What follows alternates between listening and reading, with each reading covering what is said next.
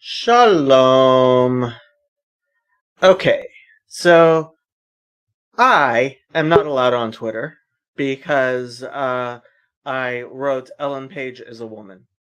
And Jake, the Muslim metaphysician, took a clip from my video completely out of context.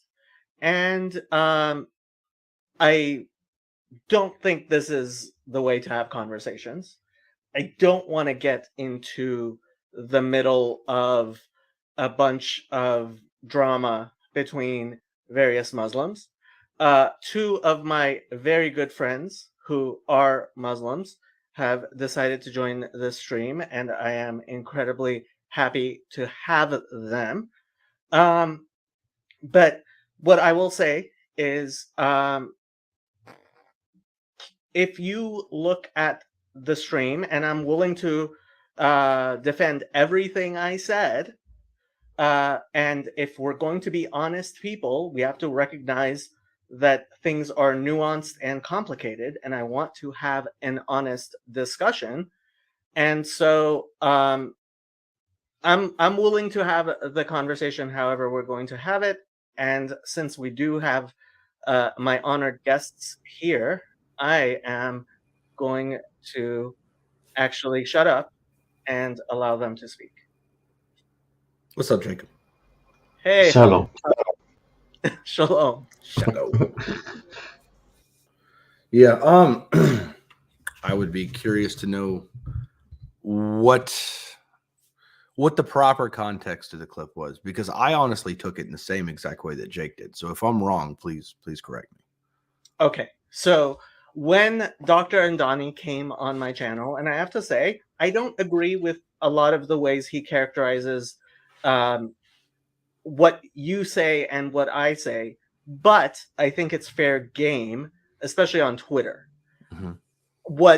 And it's as fair game as, well, no, it's what he did was more fair game than what Jake did with my clip. Because what happened was Dr. Andani, and we can watch the clip, I brought it up. Dr. Andani came on my channel and started talking about how he's being kind of shut out. And frankly, I have to say, I disagree with you shutting him out. I don't think you can. He is a real person, and he is a real point of view. And what I was pointing out is, and this happens with even my channel, my tiny channel, but I see that when I say things like BDS is anti-Semitic, suddenly I get a bump in the algorithm.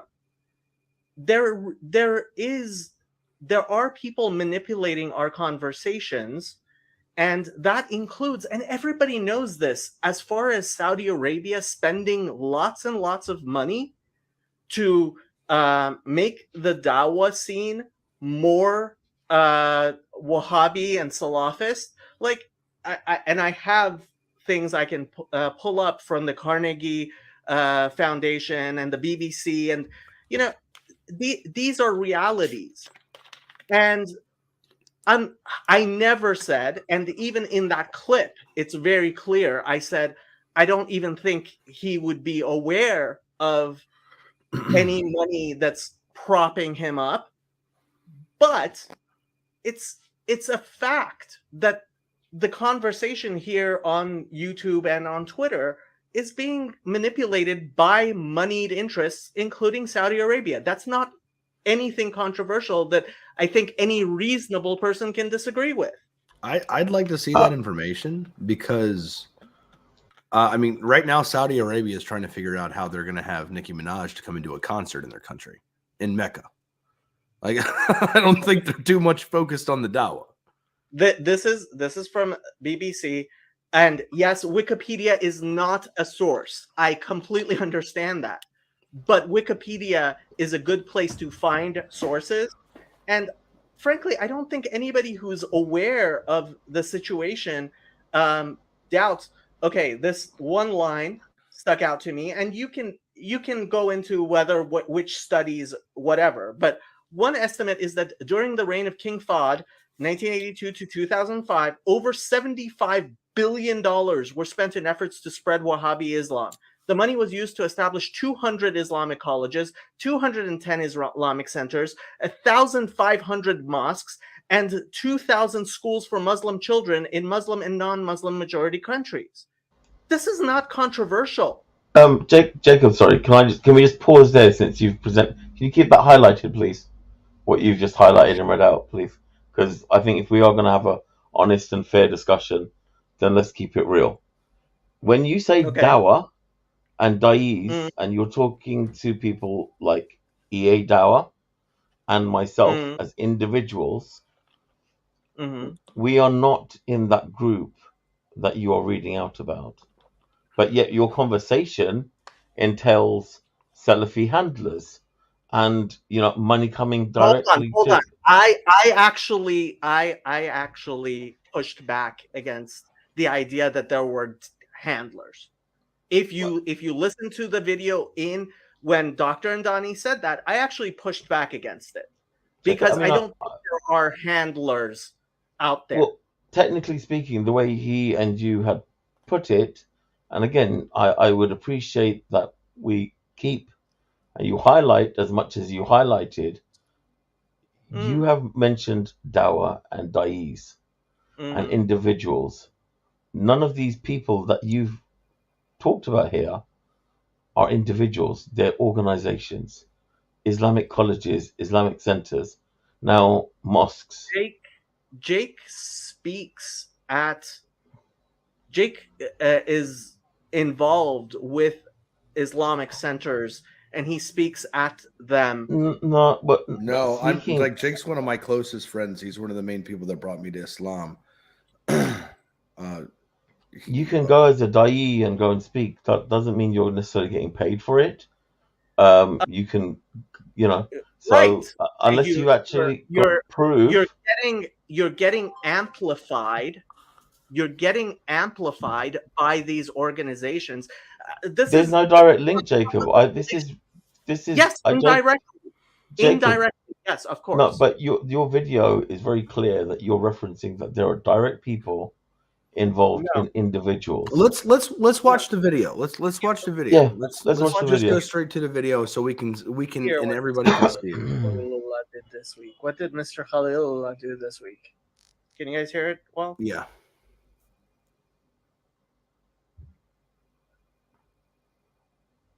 Do you mind if I speed it up? Yeah, go ahead. Has Khalil been being a not good boy? What up? This is a friend I of would mine. just tell you Do you remember Dr. Andani from Sam's channel? Luke is a good friend of Sam's as well. Hello. I thought I would just tell you directly what happened. So, do you remember? I think it was Sunday. We had a whole discussion about how the Salafi thing makes no sense. Okay. Yes. Right. You were there. Like you're in the clip. Yeah. I remember that. Yeah. So we had an extended discussion about what the Salafis believe about God's hand and this and that, and then I said, it's double standards, Right. And do you recall when I said all that, how they shouldn't criticize Christians for believing in trinities, and do you remember how Khalilullah, what his reaction was on that stream? He seemed to be like, oh yeah, it doesn't make a lot of sense. Right. So and then his team also agreed, right? They said it's like a jigsaw puzzle, and remember you were part of that. So that the next day, I just shared a link to that part of the discussion on my Twitter, and I said, look, Muslim converts are starting to doubt the Salafi dogma as well because it doesn't make any sense, right? Okay. So I shared that on Twitter, and the next day, I believe, maybe it was 2 days later, I don't recall. The next day, he's doing his stream as usual, and I come in the chat as usual, like I always do. And he said, "Oh, I have a special announcement to make." And for the next 10 minutes, he went on to say that I'm a dishonest person and I was lying, and how dare I question Salafism? And he claimed that I brought up the debate with Jake because I couldn't let it go, although that's not what the stream was about. And I mean, can we pause right there? The entire thing. I need his receipts on when I brought up Jake. I never brought up Jake. Okay. I have to say I often disagree with how Dr. Andani characterizes the discussions. Mm-hmm. I think they are being put in a certain spin because he believes that that's what he should do. And frankly, I understand spin. I mean, I've worked in public relations. I was a Mhm. public relations major in undergrad.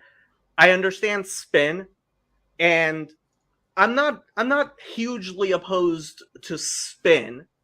I would like to have more honest conversations, and I try not to spin things. Mhm. But the fact is, what's going on I mean, we have people who are evangelists who are trying to convince people of things. Mhm. This is the conversation that we're having right now. Ja- And as I go on to explain, the way you amplify and Israel, I know, does this. I know the United States does this. I know China and Russia and private corporations. I know Coca-Cola is doing things like this, Mhm. which is you find people who say what you think needs to be said, and you amplify them, and that includes taking small channels and bumping up their thing. That includes setting up centers that have discussions that invite certain people and don't invite other people. This is the narrative that's going on right now. I think Jacob, I mean, I really want to hone in on what's happening on this screen between these individuals. And I think it's a lot of hand waving when we start talking about big corporations and It's not hand Israel. And No, no, it's let not me, hand waving. Jacob, It's can I not. finish?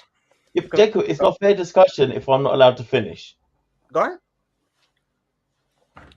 So, and I take this very seriously in terms of how we're being represented when we have entered a discussion with somebody. Now, from my point of view, both when he mentions the team at EA Dawa, then that would include myself, Khalilullah, and Kino. And all three of us, when we read the tweet before anything else, said, "What a misrepresentation! Like, what the hell is?" We invite the guy off. Number one, he comes onto the streams, types DDS for the win constantly, and then takes away from which we don't care about, distracts from the actual stream. People then are focused away from what's actually going on. Never comes up. That was the first time he came up. He, on that day, had come up near enough 10 times. Came up, dropped down, came up, dropped down, came up and dropped down, basically. And so when he finally did, we were just like, all right, cool, let's just hear your view, because let's just finish with the nonsense, basically. Fine. If he wants to come up, then fine. Whatever, because you're always in the comments, constantly in the comments. So yeah, come on up, speak for once. Anyway, he came up, he misrepresented the comments, and to be fair, don't need to be dealing with the distraction on the channel. So we all said, no uncertain words. I mean, I can't repeat what I actually said, but I wasn't. The tweet was a misrepresentation. And for a doctor, an academic to try and use spin, no, I'm sorry, got no time for that at all. Yeah, and you can see how normal people, running corporations, trying to do things can use spin. He's a Harvard graduate. You know how much schoolgirl drama he's been in the last 6 months to a year? That's not what an academic does. He doesn't come in here like it would actually be unprofessional for him to even come up here and actually try and represent himself, because he's supposed to be an academic. He's supposed to write papers. He's supposed to do dissertations, things like that. But the whole jigsaw puzzle thing, was that in reference to me saying I haven't studied this fully? I mean, that's a complete misrepresentation. That's not even spin. That's just sheer dishonesty, is to say that I said, I'm not well studied on this. I'm still looking into it. And he goes, oh, well, these guys, their whole team said this was a jigsaw puzzle and nobody can understand it. Yo, he's shaking us to the boots. Oh, we're all shook. Come on. And look, if you're in the private chat, come on up. There's no problem. That's fine. Come on up. Let's get it out. Jacob, you muted yourself, mate. I did mute myself because I want to give you guys a chance to speak. Yeah. At the same time, and Dr. Andani is in the back. I do want to bring on Dr. Andani, if at all possible, please turn on your video, because I think it makes a huge difference when we're having discussions, having our video on. So if at all possible, please do turn it on. But before I bring Dr. Andani up, I kind of want to settle this a little bit. Okay. As far as I mean, I don't even understand the argument that, oh, he's an academic and so he should be speaking in a particular way that and not putting spin on things, because I don't think that's how academia ever worked, and I don't think that's how it works now. He is an Ismaili Muslim, and I have zero problems with him representing his point of view, including when he comes on my channel. There are things, I disagree with him. And so this charge of dishonesty is not something I find at all convincing. Did the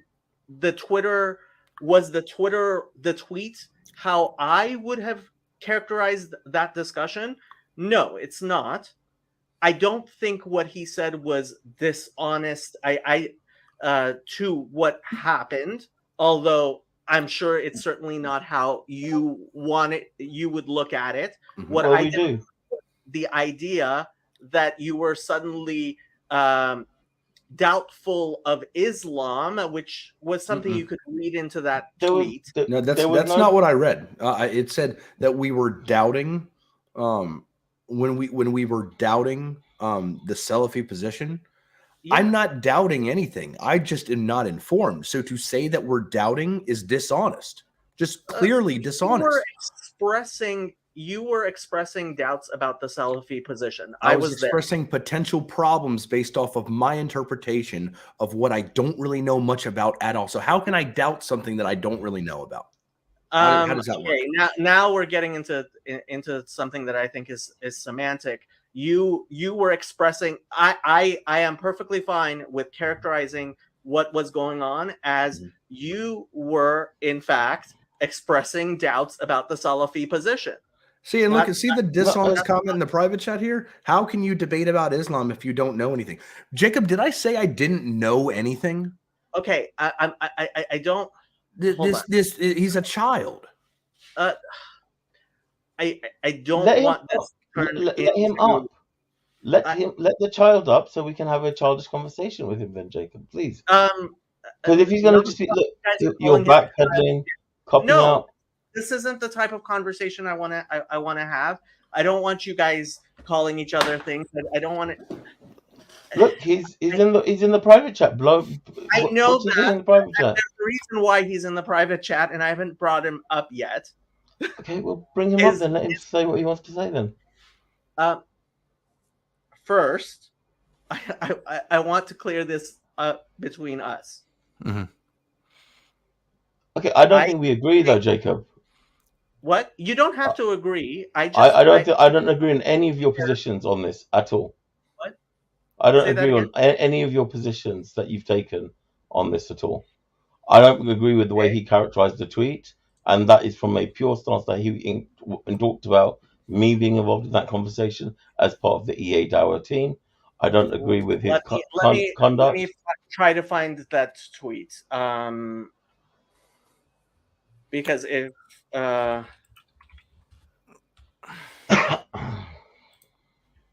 don't have Twitter, so it's really hard for me to find tweets. Jacob, with what's on my screen right now, you're saying again that you don't want to have this type of conversation? Yes. With this as the thumbnail.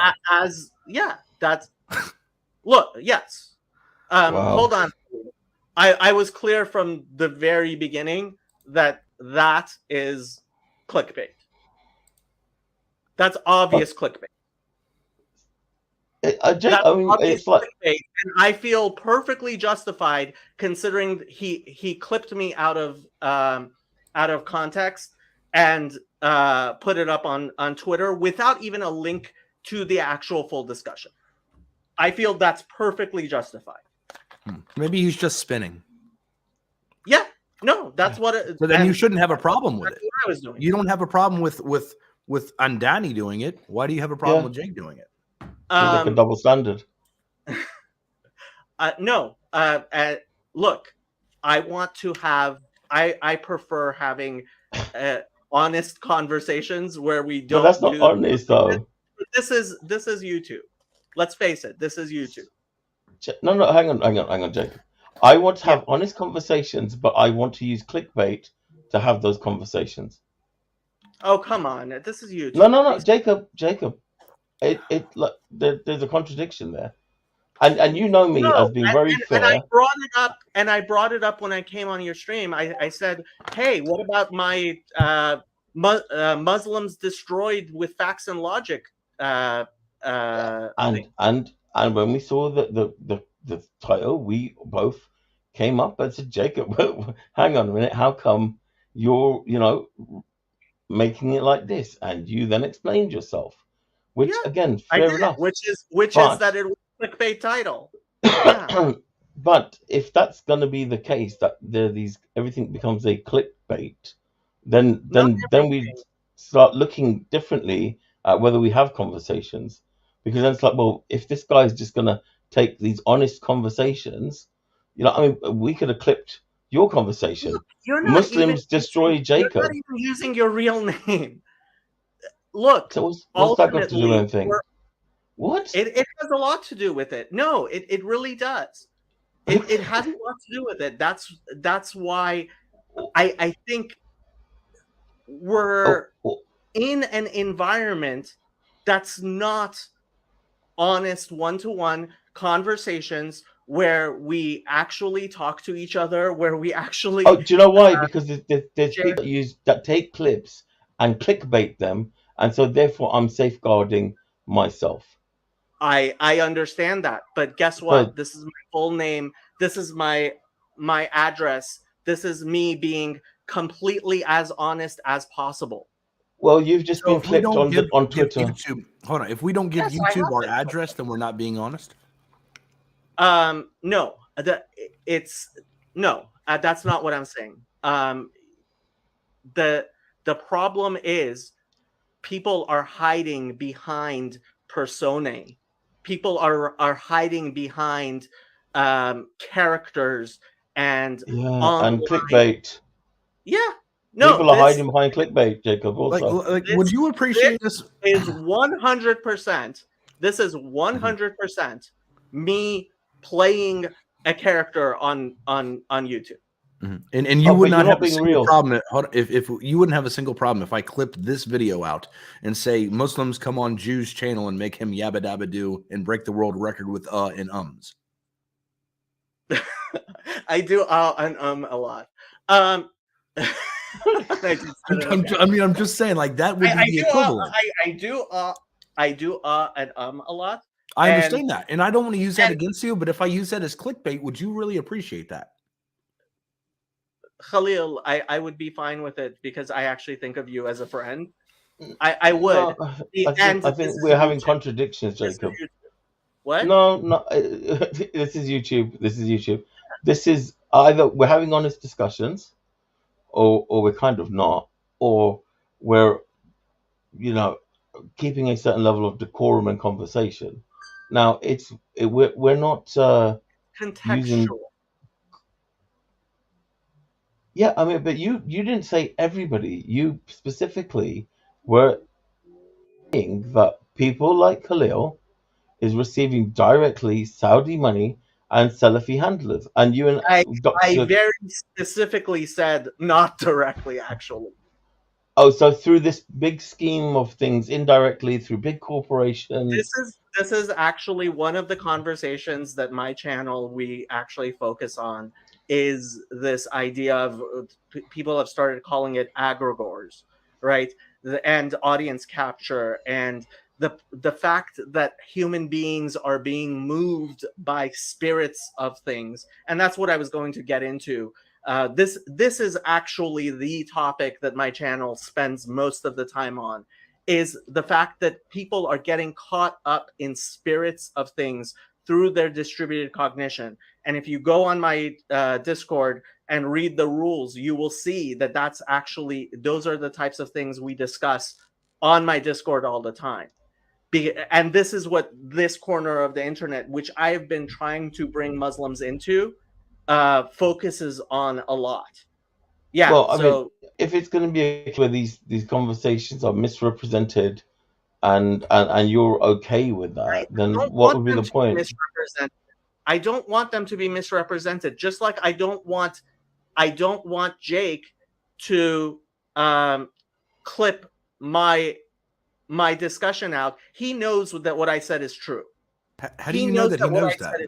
What? How do you know that he knows that?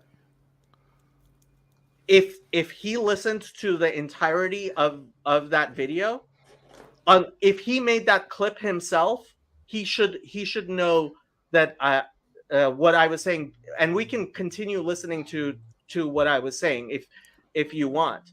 But when it comes down to it, I tried to be as clear as I could during that discussion that of what was going on is I believe that there is a particular environment being created, including by Saudi money, including by Israeli money, actually, which is in fact misrepresenting how people live their lives on a daily basis.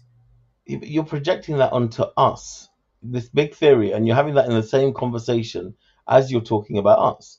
That's unfair. No, that's not unfair. That's actually what I was trying to explain. I do these Salafi handlers? Caught up. I do believe you are being caught up in that environment. I mean, it's such a. Jacob. I mean, I make the argument that God exists within time. Do you think Salafis would want to back my channel? This is the thing. You're making it sound like I'm saying that Saudi Arabia writes you a check.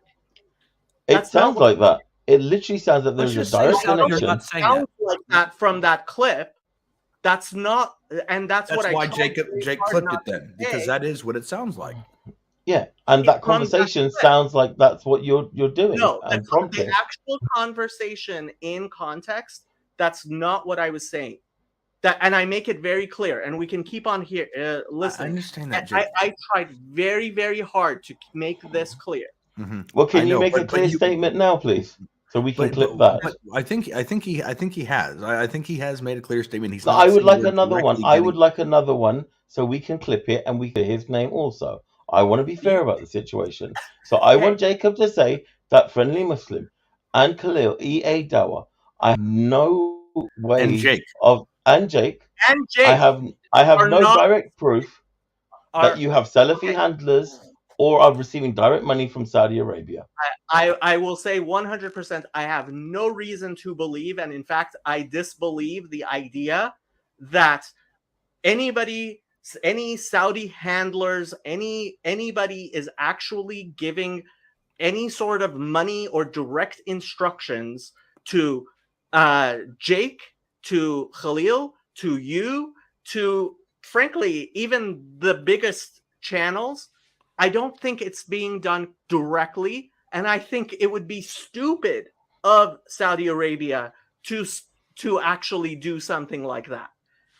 Because if people found out about it, and they would find out about it, it would blow up in their face. So that's not how you exercise soft power. But if we watched the video, Jacob, was it you? Okay, so the original context was Andani coming up and talking about my rant that I had on him the other day, right? So it was directly talking about my channel, right? Had nothing to do with anything else. And were you or Khalil and Danny, which one of you brought up Saudi money backing Dawa channels? Me. Okay, how is that at all? If you're saying that you do have no reason to believe that my Dawa channel is backed by directly or indirectly, No. No. Oh, I certainly believe your Dawa channel is indirectly being backed by Saudi Arabia. What evidence do you have to even think that's remotely believable? This is the Carnegie Endowment. Have you heard of some of the views that I push? Have you heard of the Carnegie Endowment? No. The Carnegie Endowment is a very well-respected, actually academic institution. This is something that somebody who has studied the Middle East, and I did study the Middle East, somebody who understands how governments actually project self-power. It's not a conspiracy theory. This is something that if you look into it, you will see that money is being spent, and one very good way of spending money through soft power is to find people who are saying things you agree with and amplify their reach. Do you think Salafis agree with me saying that a God exists within time? I guess not. Okay, so then why would you think at all that they would be pushing a channel that makes that argument? Because it's not the people who push my argument, for example, my video on BDS or my video on anti-Semitism that suddenly gets a bump, don't agree with me and everything I say. They give bumps to when I say things with which they agree. Is that an algorithm thing, or is that a YouTube I think he's saying thing? it's an algorithm thing, but it's an more intentional. than an algorithm thing. I think they actually put money behind it. What's the interaction? Do you have more evidence? comments? Do you have more comments on those videos? Do you have more people? I get a lot more views. I get a lot more views. That's where the bump's coming from. That's the algorithm, Jacob. But it's not just the algorithm, but it is also the algorithm. Jacob, I realize how does your video get more views other than the algorithm, mate? I mean, this is. I mean, I'm being serious here. Hold on. No. I am serious as well. You're not getting money pumped into your promotion directly for your channel in terms of advertising or featurement. No, not directly. I don't get any money.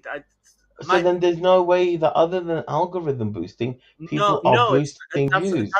That's not true. But what they can do is have bots sharing links. They can. There are lots of ways of boosting a conversation.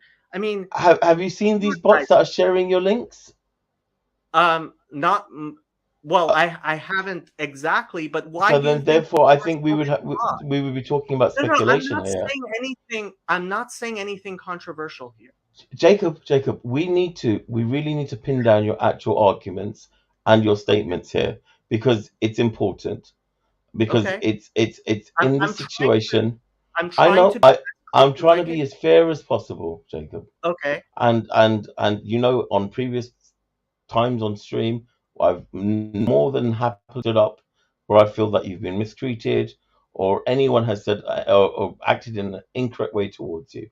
So I would hope that you would feel that I'm being fair in this situation also. I have a problem with the way that conversation was represented. I have a problem with your thesis at the moment and the evidence that you're presenting in terms of things that you're saying.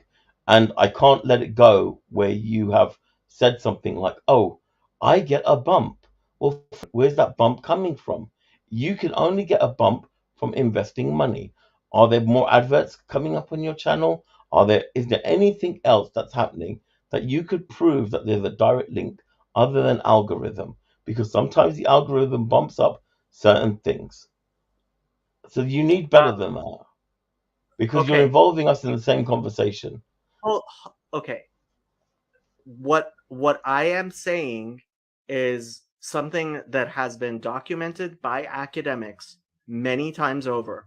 And while I don't have specific information, what I am describing is something that is accepted by academics because they have studied these things. And anybody who knows the public relations industry and sees the amount of money being spent, Edelman Public Relations is the largest, but one public relations company that grosses almost $1 billion a year. They are doing something with that $1 billion, and there are governments which are using these types of tactics in order to forward their agendas. And this is what this channel has been trying to make clear for a very long time. You can go back in my backlog and take a look at my videos.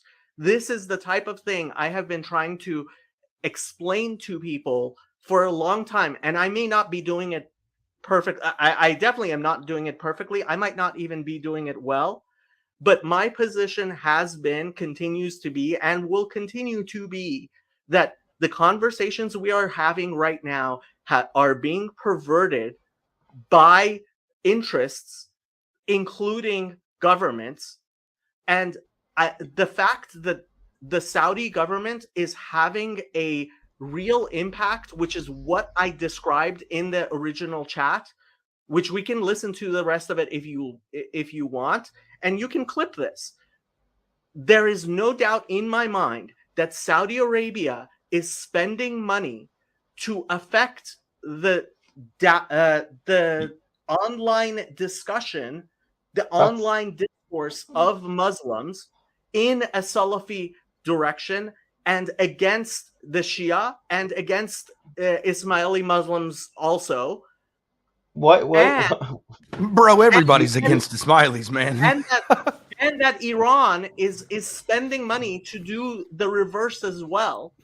That okay, but what does that have to do? Going on, and it's been documented clearly by governmental organizations, by non-governmental organizations. Why are you including small little dawah guys who are barely anything on the internet when you're having these big conversations? Yeah, I mean, like, specifically through the small dawah guys.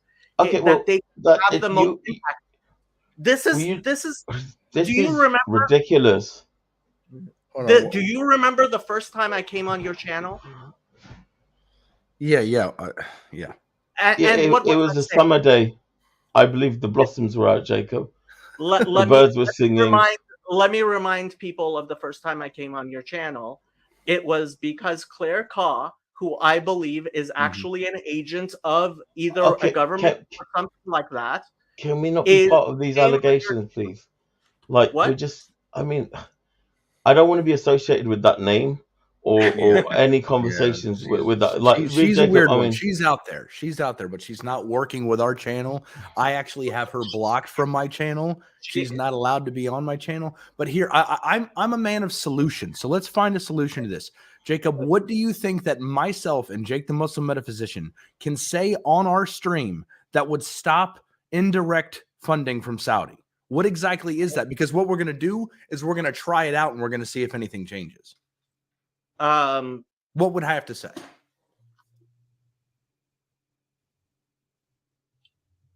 That Sunni Muslims should reach out to Shia Muslims in and try to find peace together. Okay. Okay. We already said that. I've said it before. I've actually said that. He's actually said that before. That we would like to think. I'm doing a Shia outreach program at the moment anyway. So what's the big deal? I think that's actually something that Saudi Arabia would be quite unhappy about. They've not worried about us, mate. Honestly, like really, they've got better things to do. Well, all we got to do is whatever Jacob just said. Yeah. I'm going to say it on my stream on the next show. Shia calling. Let's talk. Let's build bridges. That's it, and that's it. The whole conspiracy theory argument finishes. I mean, that was easy. Well, I'm a man of solutions. That's what I want to do. I want to fix whatever's there. I don't know if he's still down there. There's no fixing that. There's no. I don't know fixing that. I'm not. If you bring him up, I'm not going to call him names. I'm not going to call him a kafir. I'm not going to say any of that. Right? I'll be respectful on account of being on your stream. But just know that that things will not go well when me and him start speaking to each other. I don't like that. But you know what? I don't want to get into a fight between Muslims. I don't have a dog in this fight. No Muslims up here are going to be fighting tonight. No, fine. I mean, I don't even have hands. Good. Yeah, I mean, my hands don't actually function technically, so I don't think we'll have a problem. Now, should I bring Dr. Andani up? It's your show, brother. It's your show. Dr. Andani, not sure if you're still there. Yeah, I don't know if you can hear me. Not great, but we can hear you. Yeah, so look, I mean, I was on the stream. I watched the recording again. I think I was on the stream for an hour and a half that day. You welcomed me on the stream multiple times. I think for the last month, you guys have been saying, come up. So I came up. Right? Did you not want me on the stream? No, we invited you on the stream. Okay, so I only came up because I was invited. I shared my views, and I was very careful, if you recall, and I saw you nodding many times. I was very careful to say, this is how I see things. This is how other people see things. You know, when we're talking theology, I remember you nodding your head and being like, yeah, you know, I'm on that side of it. I didn't bring up Salafism. Somebody else did, if you recall. In fact, your Jacob, audience. Then. No, it wasn't Jacob. Your audience was asking me questions. What's the difference between Ash'ari, Athari, Salafi? They actually asked me, why do I reject the Salafi view on these matters? Right? I didn't instigate this, and then I was asked a question. I shared it, and I went back and I watched this thing, guys. Khalilullah, you literally said that the Salafi thing didn't make sense to you and that you don't consider yourself part of that thing. You said that. And then, both of those things are true, but I'm not doubting a position that I know nothing about. Okay, so when you say that something doesn't make sense to you and you don't even consider yourself within that position, right? You don't hold a position. Yeah. Then someone else on the stream, some other guy, I don't know who it was. He followed up on what you said and said, yeah, it's like a jigsaw puzzle that doesn't make sense. I didn't detect one voice on the stream that was favoring this Salafi hermeneutic. Everybody had a problem with it. And we all were discussing amongst ourselves, is there a different way to interpret these statements? That's what I remember. And I didn't detect during that entire discussion, which was all not in favor of Salafism, but attacking Salafism. I didn't detect from you that you were uncomfortable, that it was an inappropriate conversation. And I definitely took away that you and everyone who voiced an opinion did not agree with this Salafi hermeneutics. So to me, that's actually what it means to doubt something, right? To explain doesn't make sense, I don't hold to it, and so on. And I thought we agreed on that. So when I tweeted that out, firstly, I tweeted a link to the entire conversation. I didn't clip it, right? I felt my tweet was accurate. Is that your only problem, or is your problem that I came on the stream at all? The problem is that you are the only one on this stage currently right now that thinks that you did that appropriately. Yeah. Well, again, I'm asking you, is your only problem the tweet? Is that it? Or did you not? Did you think? No, I don't care that the conversation went out there. I don't find anything wrong with the conversation we had. But what I find wrong is your representation of the conversation. That's what we have a problem. Is that it? So it is your tweet. Yeah. If you go back and reconstruct your tweet and say, yo, this guy, this Khalil guy from EA Dawa, he doesn't hold a position. He's not well informed. Like all the times that you say that I don't know anything about Islam, this would have been the appropriate time to do it. And you didn't. Okay, fine. So listen. When you say something about a creedal school of Islam, like you did about Salafism, the next day it could be about anything.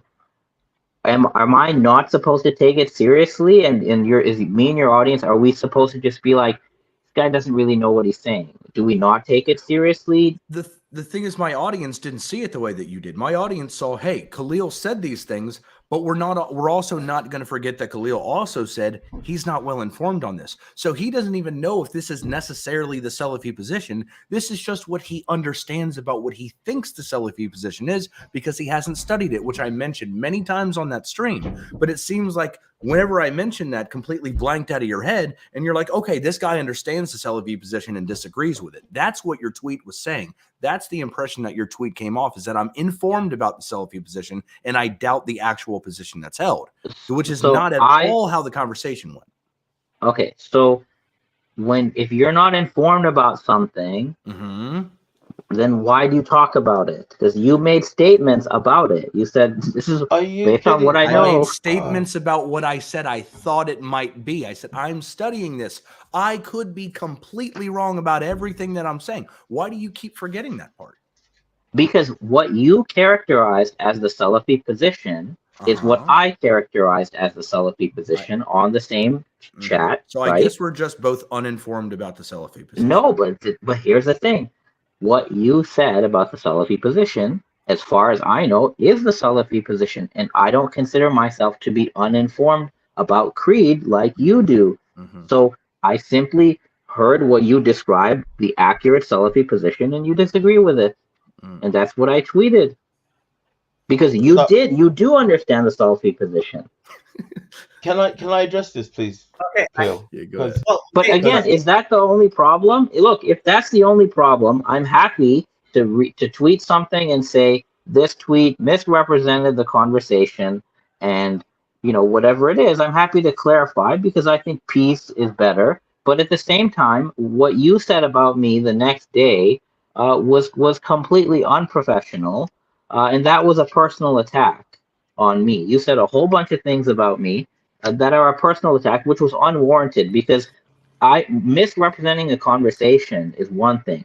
I never called you in my tweet. I never said you're stupid, that you're dishonest, right? That you're a kafir, that you're a heretic. I didn't say any of that stuff. So I'm happy if for the sake of peace and for the sake of camaraderie and whatever, for the sake of maintaining an open dialogue, I'm happy to tweet to the same stream, delete the old tweet, make a new tweet with a completely different description, and say, we had a very interesting conversation about necessary beings, Salafism, Atherism, Asherism, whatever, and just wipe the whole thing. I'm happy to do that. Can I respond, please, Khalil? Before you do, Friendly, just but if I do that, I would like to hear from Khalilullah, him take back some of the very mean-spirited and insulting comments that he made about me the next day. Bro, leave your tweet up. Just leave your tweet up there. Yeah, you can. Okay, fine. I mean, there, look, then the offer was made. There was no offer. You have interpreted, Jacob. Okay. Let me talk to Dr. Andani for a few minutes, and then I'll have you guys back up if you would like. Let me just talk to Dr. Andani for a few minutes, please. Okay, Dr. Andani. I'll say two things. One, on my previous stream, you seemed to very clearly say that Jake and Khalil and his crew, I guess, had Saudi handlers, and I think that's obviously not true. Do you take that back, please? I don't know if I said they had Saudi handlers, but I definitely believe that someone like Jake has Salafi people that he consults with and that have influenced him. I know this because I've seen them in the same rooms on Clubhouse. If people want to disagree with me, that's fine. Hold on, Dr. Andani. I have to say, as I did on the original stream, I expect Jake and I expect any Muslim to discuss with more senior, more learned members of their community. That's not having handlers. That's just being a member of a community, discussing with your community the things that that happen. And yes, there is we engage in communal sense making.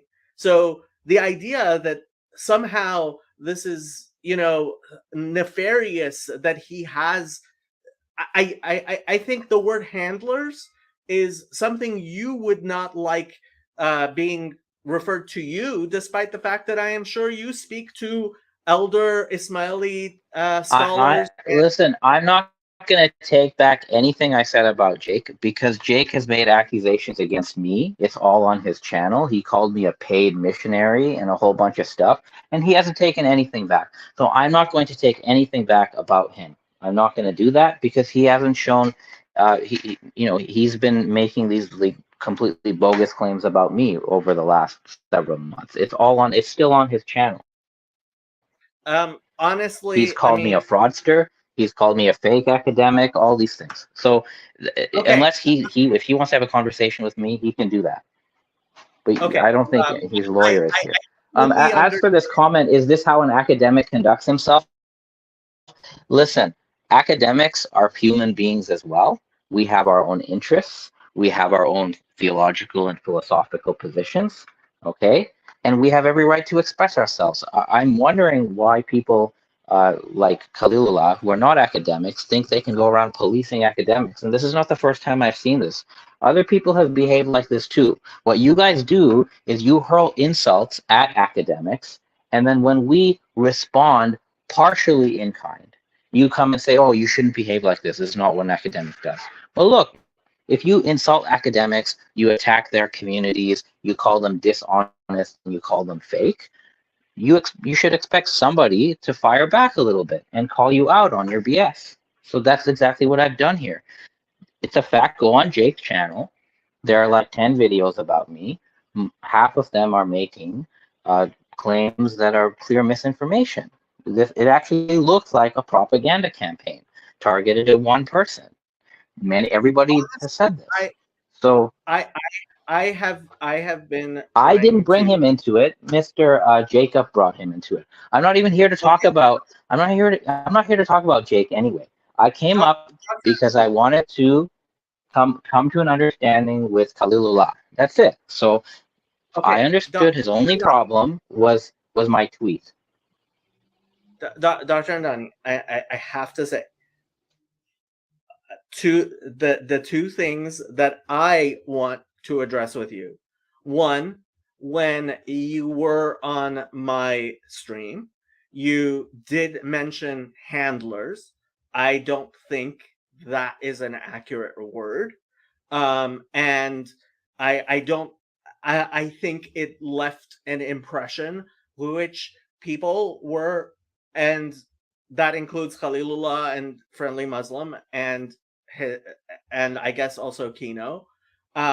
They found, and I hope that I pushed back on it. I think I pushed back on it on my Just Chatting stream, because I certainly did not mean that there are actual, people from the embassy of the Kingdom of Saudi Arabia writing checks or in. Yeah, I don't think that's the case either, and I never said that was the case. So I think we agree on that. I don't think the Saudis are writing checks to people. But look, what you said earlier on the stream, there is a global Salafi movement that is insidious, that is well funded through many channels by Saudi and many Gulf donors. I mean, this has been documented, as you said. So that's just a general part of the environment. It's not a coincidence that the most popular YouTube channels talking about Islam are run by people who hold Salafi positions. Anyone can just go check this. So that's just part of the environment. It's also true that people who create YouTube channels get influenced by this, directly or indirectly. That's just how it is.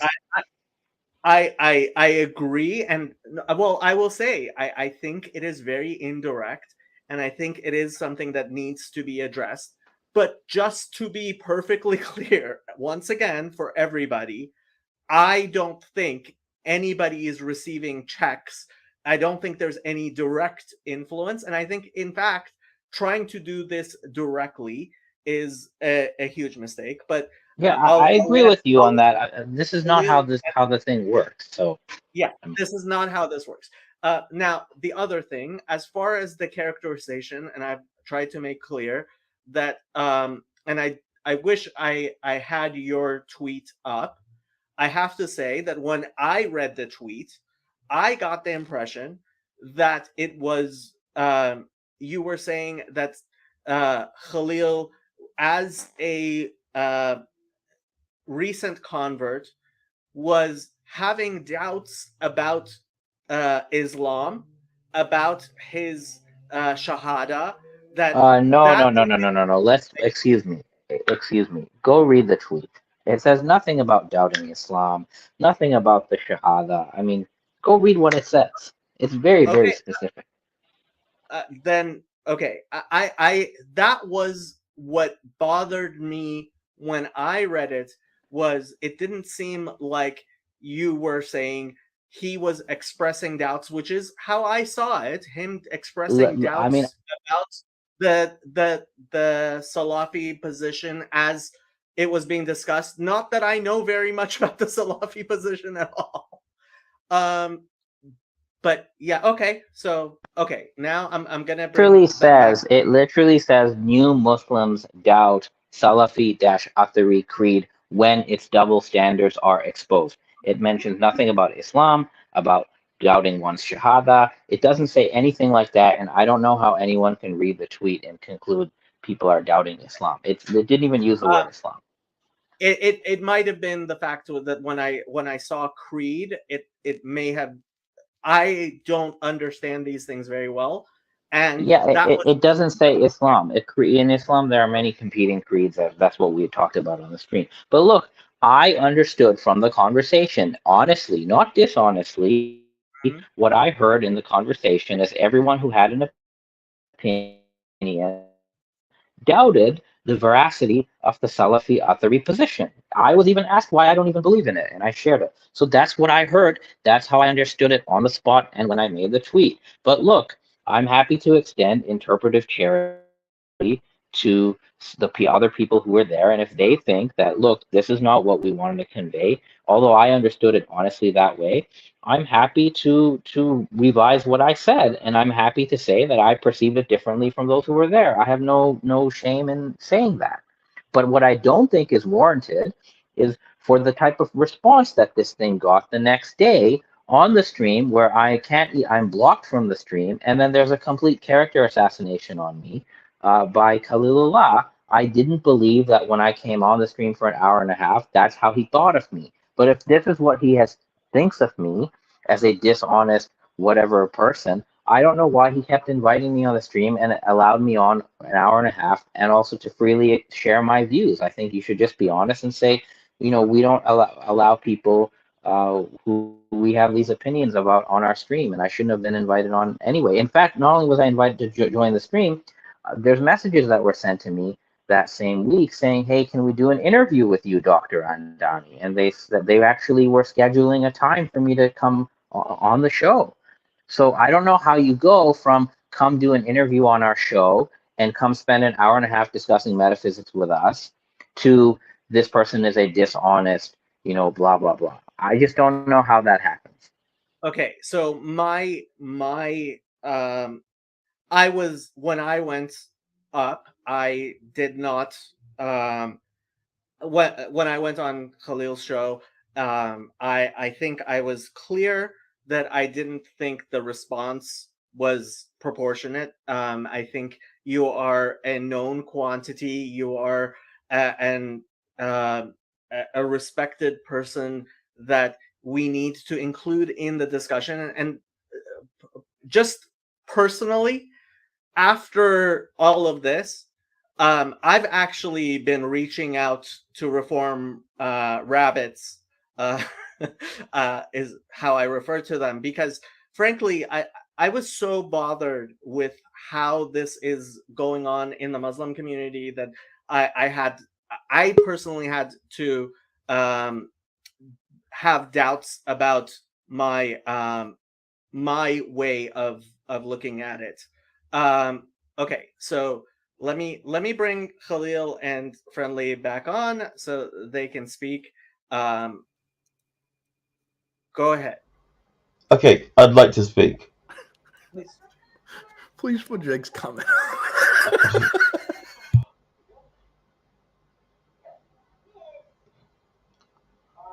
Oh,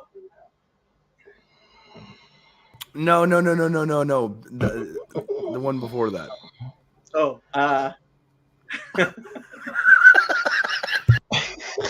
By the way, Jake, you're more than welcome to come on. I did not appreciate the clip, which I believe was out of context, without at least a link to the entire discussion. And I You shouldn't have a problem with it, Jacob. I have as much of a Clickbait. problem as I do with. I have as much problem with it as I do with this. And this is my response to that type of clipping. So now you want to monitor the type of clipping? No. I'm not asking anything to happen to him, but this is my response to somebody clipping something on my show like that. This is going to be my response. I think this is just as fair as the clip. Well, let's boost that algorithm, mate, and let's get that clickbait going, because Woo. Okay. What? I'm going to deal with Dr. If you don't want to give me that much free publicity, then please don't clip my my copyrighted material. By the way, Well, if he only takes a piece of it, I mean, there's the Free Use Act. it could be, but if you want to put the money into a lawsuit, that's on you, bro. I could assert my thing, but look, I think it's just as fair for me to do this as it was for him to do the clip that he did. Are you getting some sort of enjoyment out of hitting that button? Because you hit it. Oh yeah. This was fun in the making. I enjoyed making that graphic. Yeah. Well, I mean, that's okay. I mean, you don't consider yourself an academic. But no, I do have a question. Am I an insurance broker? Am I not okay? So, Dr. Khalil, am I not able to put my opinion out there on how I think cats should conduct themselves because I'm not a cat? Because it seems like you're asserting that because I'm not an academic that I shouldn't know how academics should conduct themselves. I wonder if the same thing worked with cats and women and dinosaurs and whatever kitchen appliances. Like, should I not know how a stove is supposed to conduct itself because I'm not a stove? Your logic doesn't really line up. I don't have to be an academic to know how academics are supposed to conduct themselves. And I just... I'm curious on that one. Plus, the issue that I have is not specifically only with this situation, right? This situation was the reason why I said what I said the other day, but there's a lot more baggage with it that Jacob has no clue about, that he doesn't know about you or me or Jake, right? There's an entire 6 to 8 months past between the three of us that Jake's might not be aware of. And my whole calling you a kafir and just roasting the hell out of you for 10 minutes on my stream wasn't just because you made that tweet. It's because you've shown a systemic pattern of dishonestness for months now. And I can bring receipts for that. I'll make an entire video about it. I honestly don't want to give you that much attention. And the thing is that you act like you have this community behind you. Bro, I've literally been on Clubhouse when you're not there with some of your Shia buddies that Dr. Khalil's here to defend Neoplatonism and divine simplicity. And then when you leave, they're like, well, we agree with that kafir on some points. Even the Shia community, I don't understand what you're talking about. Like, you're so upset that me, a new Muslim, is takfiring you. Well, at the same time, Most of anybody that considers themselves a Muslim takfirs you, does not consider you a Muslim. I don't know why you're so upset about me doing it. But Is he anyways, still there? I don't know if he's still there. Okay, so let's deal with the whole all the other stuff. All three of us, when we saw the tweet, thought that was a massive mischaracterization of that conversation. We I were all wasn't neutral. happy with it. Jacob, let me finish. Okay. I don't know why you seem to interrupt me specifically. Maybe it's because I'm so friendly and you've never Telling you, seen bro, it. you need to put up. You need. I To don't change know. it. It seems weird that when I don't interrupt people, when I do speak, I'm not interrupted. I'll tell you. Part of it is the fact you don't have your video on. That's got nothing to do. Yes, it does. To do with Having video on helps communication. Okay, can I finish my sentence now? Okay. How's that? So, all three of us. I mean, is he even here? Is he here actually listening? Or is there any point to this? No. There are other people listening. He's not here listening. He Fine. We can't get on. He might be on Hajj right now. He might be visiting his imam. So all three of us, when we saw the tweet, said, "What is this? What a ridiculous the situation or a description of what happened." He came up, he gave his views. Everybody was neutral. Everyone clearly said that. Look, we're researching it. Nobody's got a fixed position on it, and that was the comments on all three. Everyone there. So for him to say that he had changed anything, he made a statement that was fine, and it was done. In terms of interview, etc., and all the rest of it, yes, I was in the private chat again. Khalil may have not been privy to it. I said, "Is there a possibility that you would like to come up?" I hadn't spoken to Khalil about it, and that was in the private chat. There wasn't anything specific that was me acting on my own, and that was it.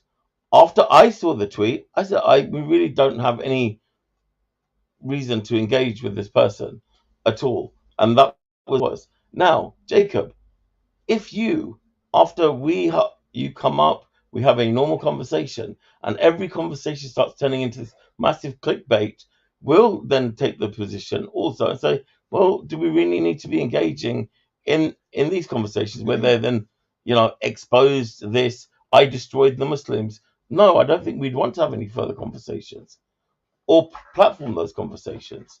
So that's the whole position as to where we kind of are at. But in terms of the tweet, all three of us disagreed with the tweet. Weren't happy about it. Clarify one thing. By all three of us, do you mean me, you, and Khalil, or do you mean Khalil, you, and Kino? The two Muslims and Kino. the Jew. No, me, you, and Kino. Oh, yeah, Kino. Okay. Yeah, he would. So the three Muslims. Because when he says team, the team at EA Dawa, that's the team. Me, Khalil, and Kino. All three. Well, I mean, we got a couple other people doing some other things, but the main panelist is us three. That were there as privy to that conversation. Obviously, the team and but in terms of the people that were there, all three of us disagreed with the characterization of it and thought, well, there's no real point having any further discussions with this person. He came back on, did his whole thing in the chat. Again, we actually don't want that at all, and it's a distraction. So we'll keep it moving. He can keep the tweet up. That's it. Again, he's bringing up Jake. Jake didn't do this and Jake didn't do that. Well, we don't. That's got nothing to do with this situation. So. Well, see, that's the thing. So I have to say, as far as the second thing you said, as far as I was concerned, before you guys came on, I was thinking I wasn't even going to mention your channel at all, because ultimately I didn't think it was about your channel. So hopefully one of these two, Dr. and Donnie's, will work. Is this like the Trinity? He is two persons in one. But Incarnation, human nature, divine. okay.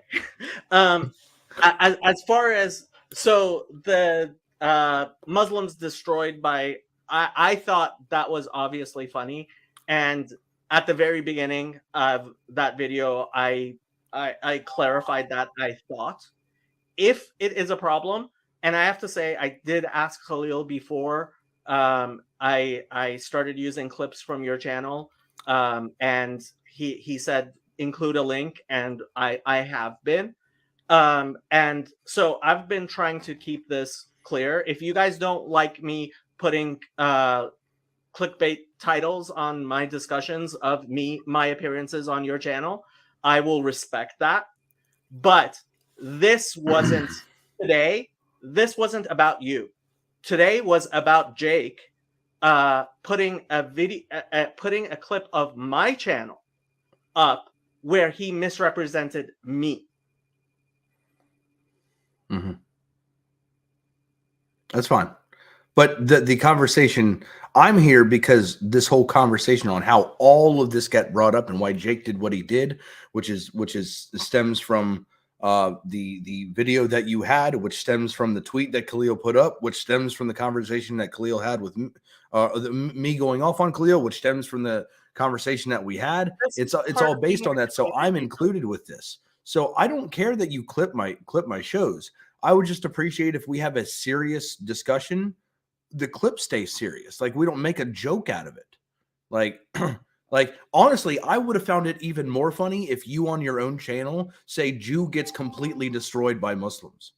Like, I think that would be hilarious. Next time, I will do that. Next time, I have no problem with this, but that's partly because I am really trying to build a community, and I am trying to invite Muslims into the community that this corner of the internet that I keep on talking about has been trying to build. And if you watch the other conversations on my channel, you know, my channel isn't just about Muslims. If you watch, there are other channels involved, and I would love to see Muslims involved in our community because mostly it's a very Christian and somewhat atheist community. And part of the atheism is people's doubts on the Trinity. And frankly, I would like some backup fighting with the Christians about the Trinity. I think there's a lot we could agree on.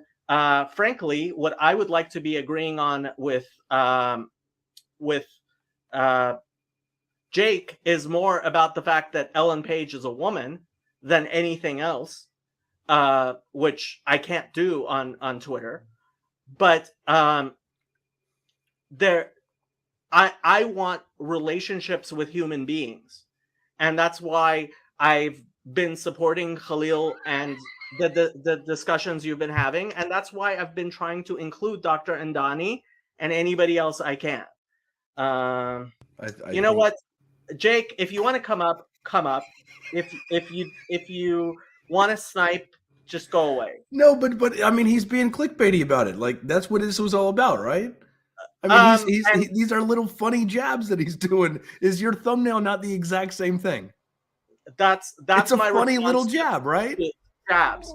That's my response to jabs. That's what I don't want jabs. That's not what I would like. Can we highlight his comment?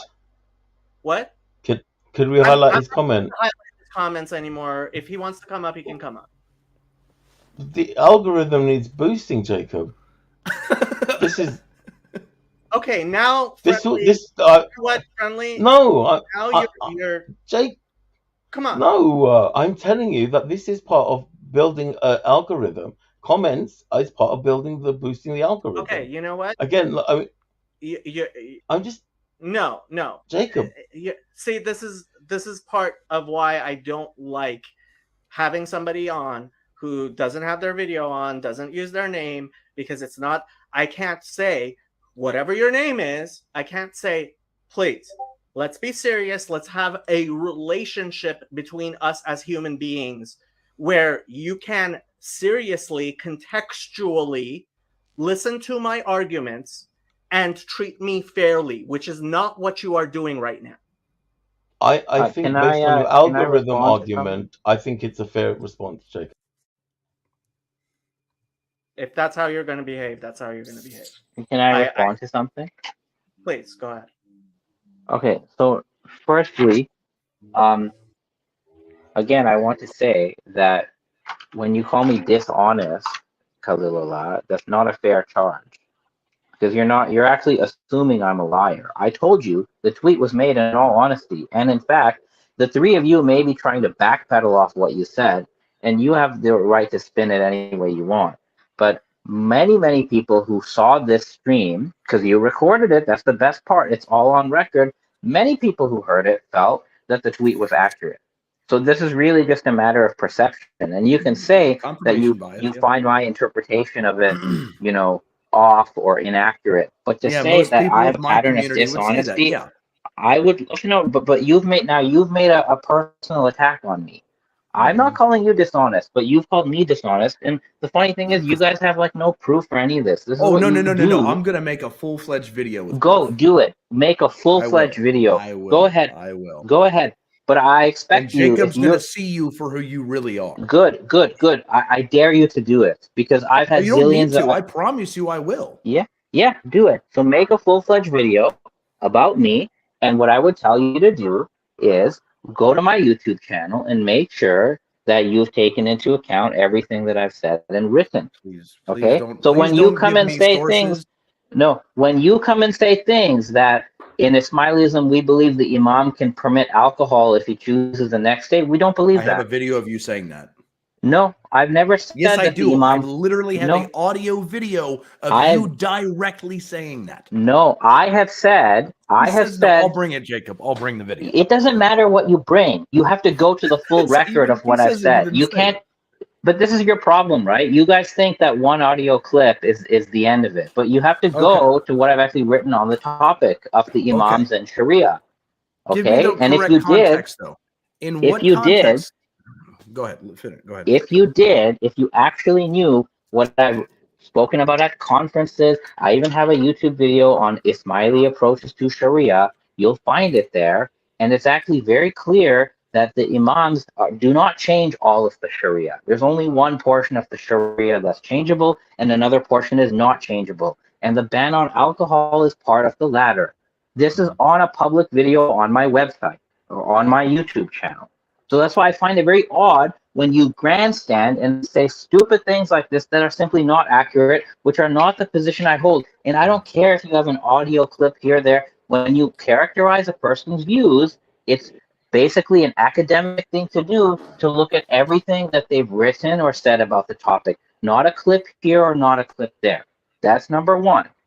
Okay, now, so you say there's a pattern of dishonesty. That is a very serious charge. You make a claim, you didn't explain what the pattern was. Nobody knows what you're talking about. Let me just say one thing. I will say I don't really care about old clips, about whether or not, you know what I believe today is certainly not what I believed 5 years ago. And frankly, to me, it means a lot more that the two of you are today speaking to each other. And I think both of you would agree that if the Aga Khan decided to say Muslims can drink alcohol, that would not be permissible. No part of the Sharia should be changed by imams. We differ with that. Does not spill from the imam's mouth. But I'm not dishonest. I'm not dishonest for having that belief that part of the Sharia can change, right? That's not dishonest. Just not Muslim. Well, again, then the 12 Shias are not Muslim either, because they also believe the imams can change the Sharia. Are you gonna? Okay, so will you say that? Will you publicly declare that the 12 Shia are not Muslim for the same reason you're takfiring me? Will you do it? Because they believe that. If anybody thinks that the imams are infallible, or the imams, or the imams can literally have the words of God spill out of their mouth. Here's the thing. Done, son. What do you mean by words of God? Because we mean different things. For you, a word of God is something that God literally speaks. directly from God. Getting a direct revelation in any which way or form from God directly. So all Shia, Ismailis and Twelvers, all Shia believe the Imams are inspired by God indirectly through the Holy Spirit. All the Shia believe this. If that's kufr and that takes us out of Islam, then you should just publicly say that all Shia are out of Islam. Doing it right now.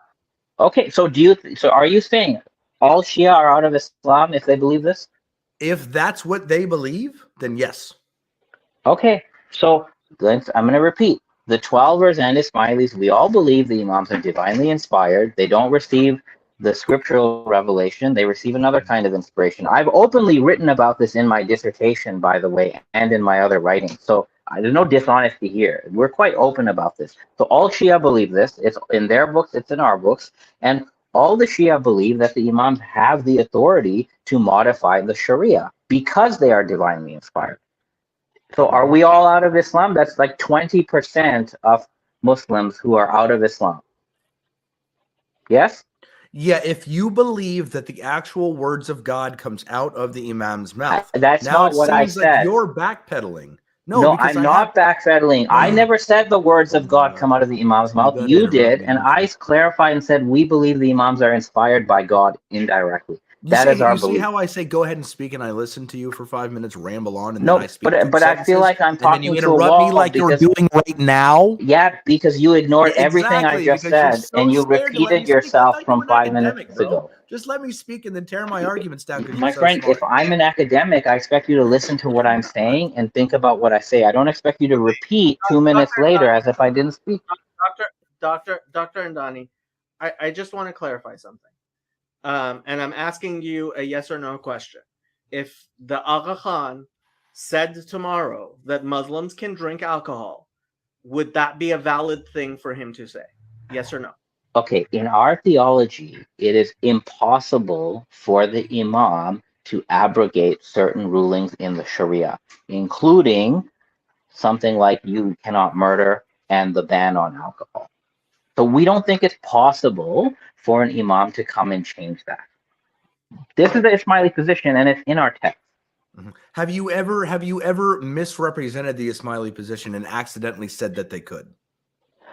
Again, I've spoken about Ismailism a zillion times over 20 years. I'm sure it's possible that I've misrepresented things unintentionally. Okay, nobody's perfect. So you're saying it's possible that I have a voice clip right now, an audio clip of you saying that the imams can literally make alcohol halal.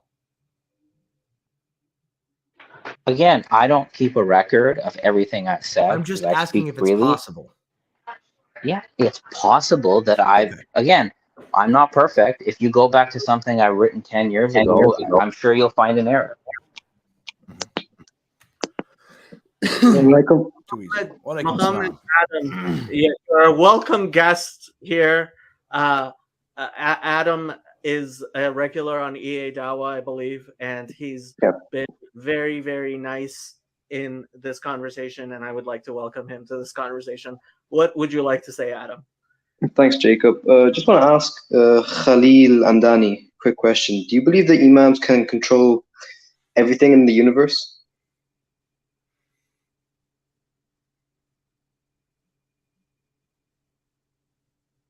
Like atoms? Yeah. Mm-hmm. Yeah, see Jacob's face right now? I don't even understand. I do have to say, Dr. Andani does deserve the respect of his title. He is a doctor. Mm-hmm. I also have to say, I mean, if you watched the end of the stream where Adam and I were talking. Oh, right. Yeah. Yeah, we actually started talking about the Aga Khan, and I have to say it was not the most respectful conversation, partially because I have my problems with certain positions, and so I'm not trying to come down on anybody's position. Yeah. Yeah. Can you please bring Friendly back up? Fine. Thank you. Jacob. Yeah. I'm being honest, bro. considering like the way he put me in the back like that, like for real, I don't find it funny at all. Now, at the end of the It day, wasn't he meant made to be it. funny. The way you are acting is not how I like conversations to be had. You want to entertain conversations, Mhm. and you made a statement about algorithm, which I disagree with. I understand what the YouTube algorithm is. Again, when there are more comments in the chat, that will boost your algorithm. When there's more activity going on in the comments, that will boost your algorithm. For In all you, honesty, I would actually listen to what Friendly said, because I started off by gaining maybe 100 subscribers in a couple months, and I literally just had my 7K party, and I'm already ready to schedule my 8K party. I got like 300 people to go, 300 subs to go, and I listen to everything that this man says to do, because he knows how the system works. So whether you like Jake's comment or not, you put that mug up here, it's going to get attention. You're going to boop, boop, boop, boop, boop, boop. You're going to get subscribers, bro. That's all that he's saying. Honestly, I'm not kidding when I say that if this channel were to blow up, I don't even know what I would do with it. This channel, I did not expect anybody. Like, go look at my first video, which has like tens of thousands of views. Like, it's like at 12,000 views, which is shocking. Like, it's a 6-hour video of me going through Genesis 1 letter by letter in the Hebrew to the English. Letter by 6 hours, just Genesis 1. Okay? This is not, I did not make this channel to, and the conversations I started, I canceled a Hebrew Bible study for today, which I was wondering if I should, in order to engage in this, because I refuse to back down.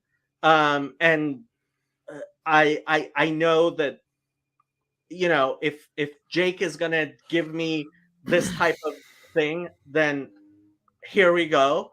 But and I'm not gonna take beef like that without handing some back.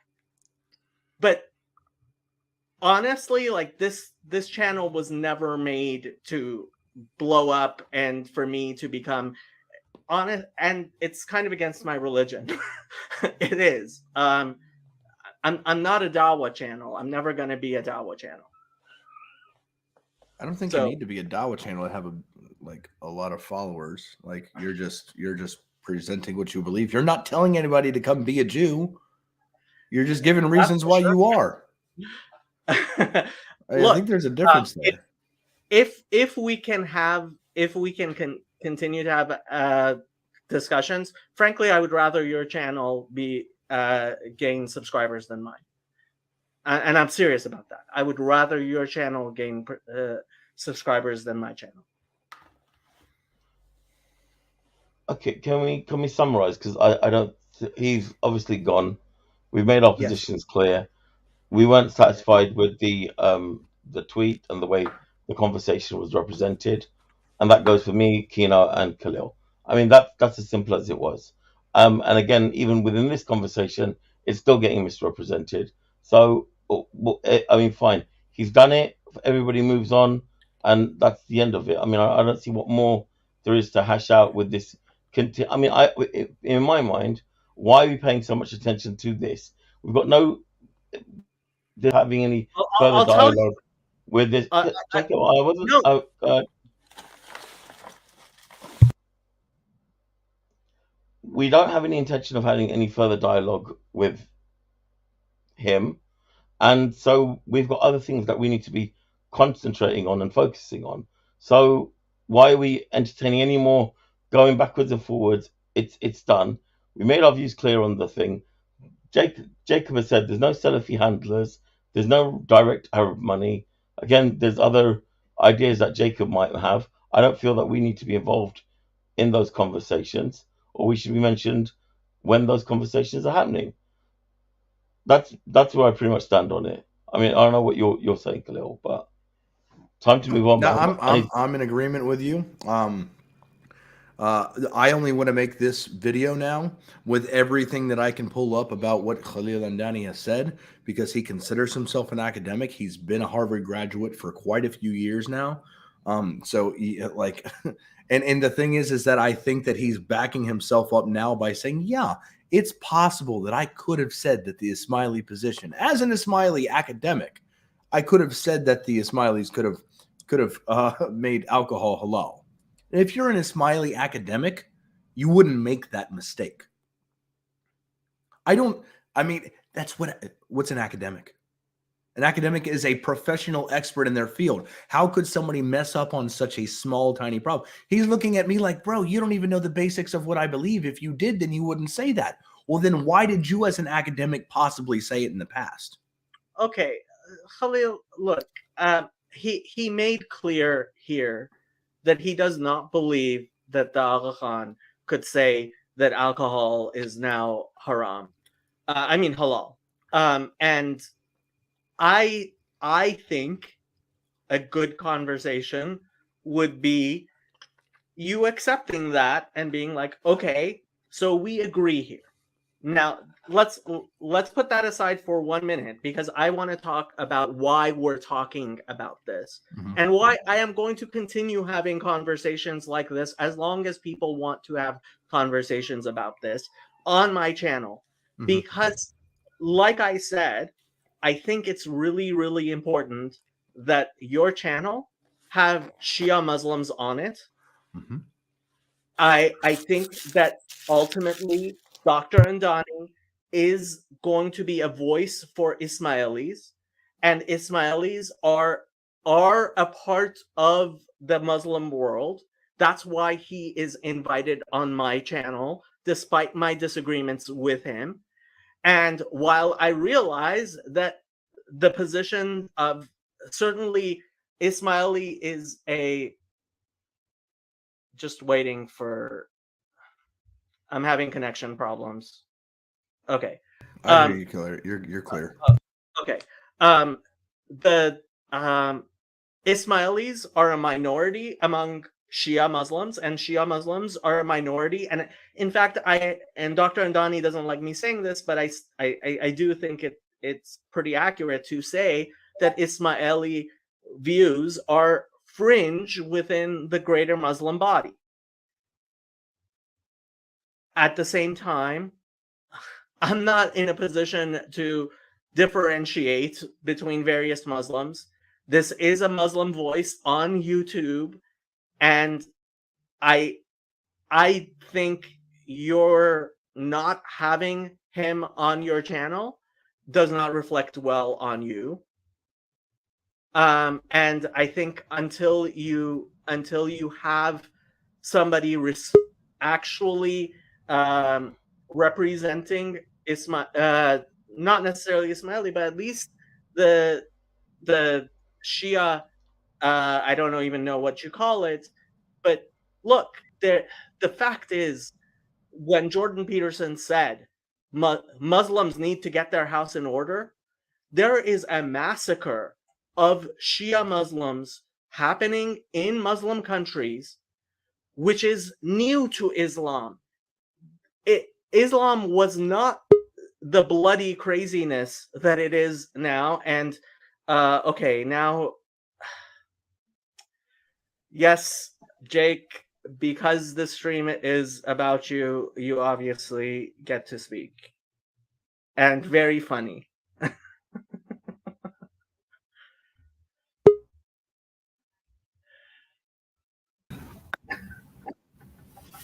I don't know you, Chris. Oh.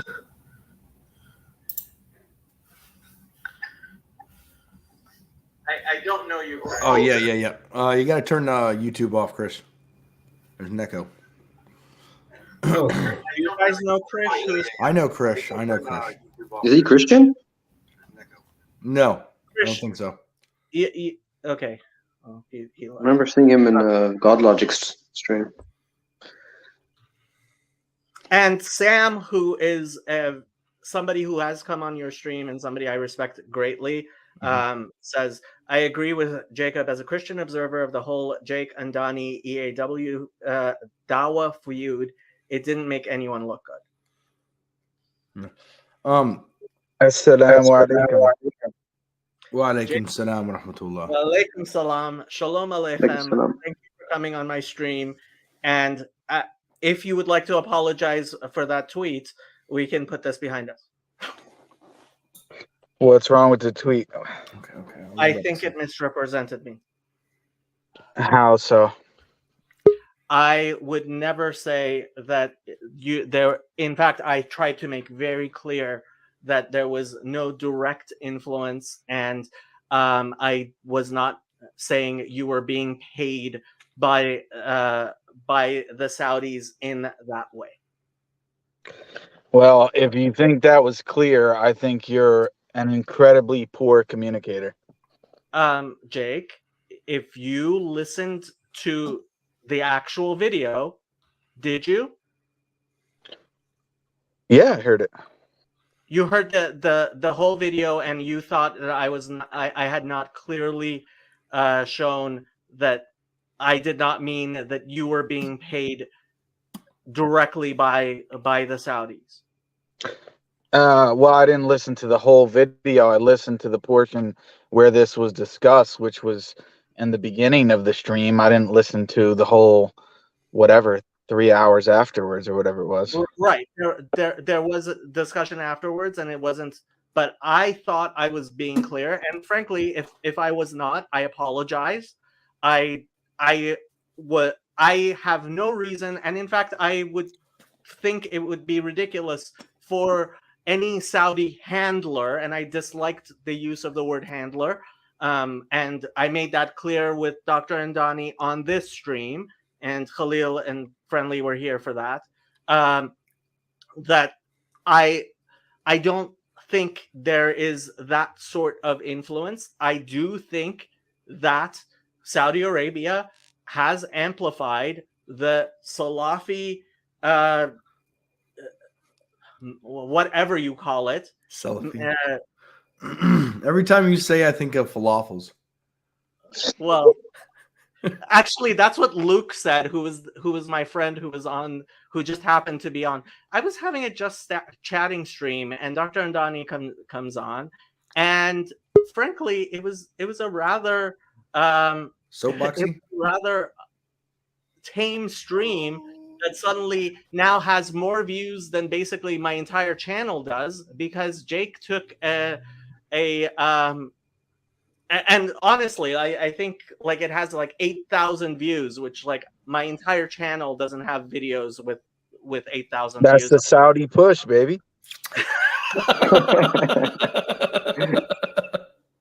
By the way, you never responded to the email that Sam sent introducing me to you many, many months ago, Jake. I do have to say I'm kind of sore about that as well. I think I did respond to the email. Unless I'm pretty sure I did. I mean, I don't remember, but talk about Sam from Transfigured. Yeah. No, it was an email that he sent on Monday, May 23rd, and I'm looking at the thread on Gmail. I responded, and you did not respond, but that's fine. Frankly, you're too big to pay attention to me, and I'm surprised you even came on tonight. Thank you. Yeah, I said I wasn't going to come on, but you guys have been talking about me, and so I want to be very specific. You already made clear I'm not receiving any direct money, but now you're making the claim that there's indirect influence, and I'm not even going to get into Andani's situation because I don't even really want to discuss anything with him. But what is the indirect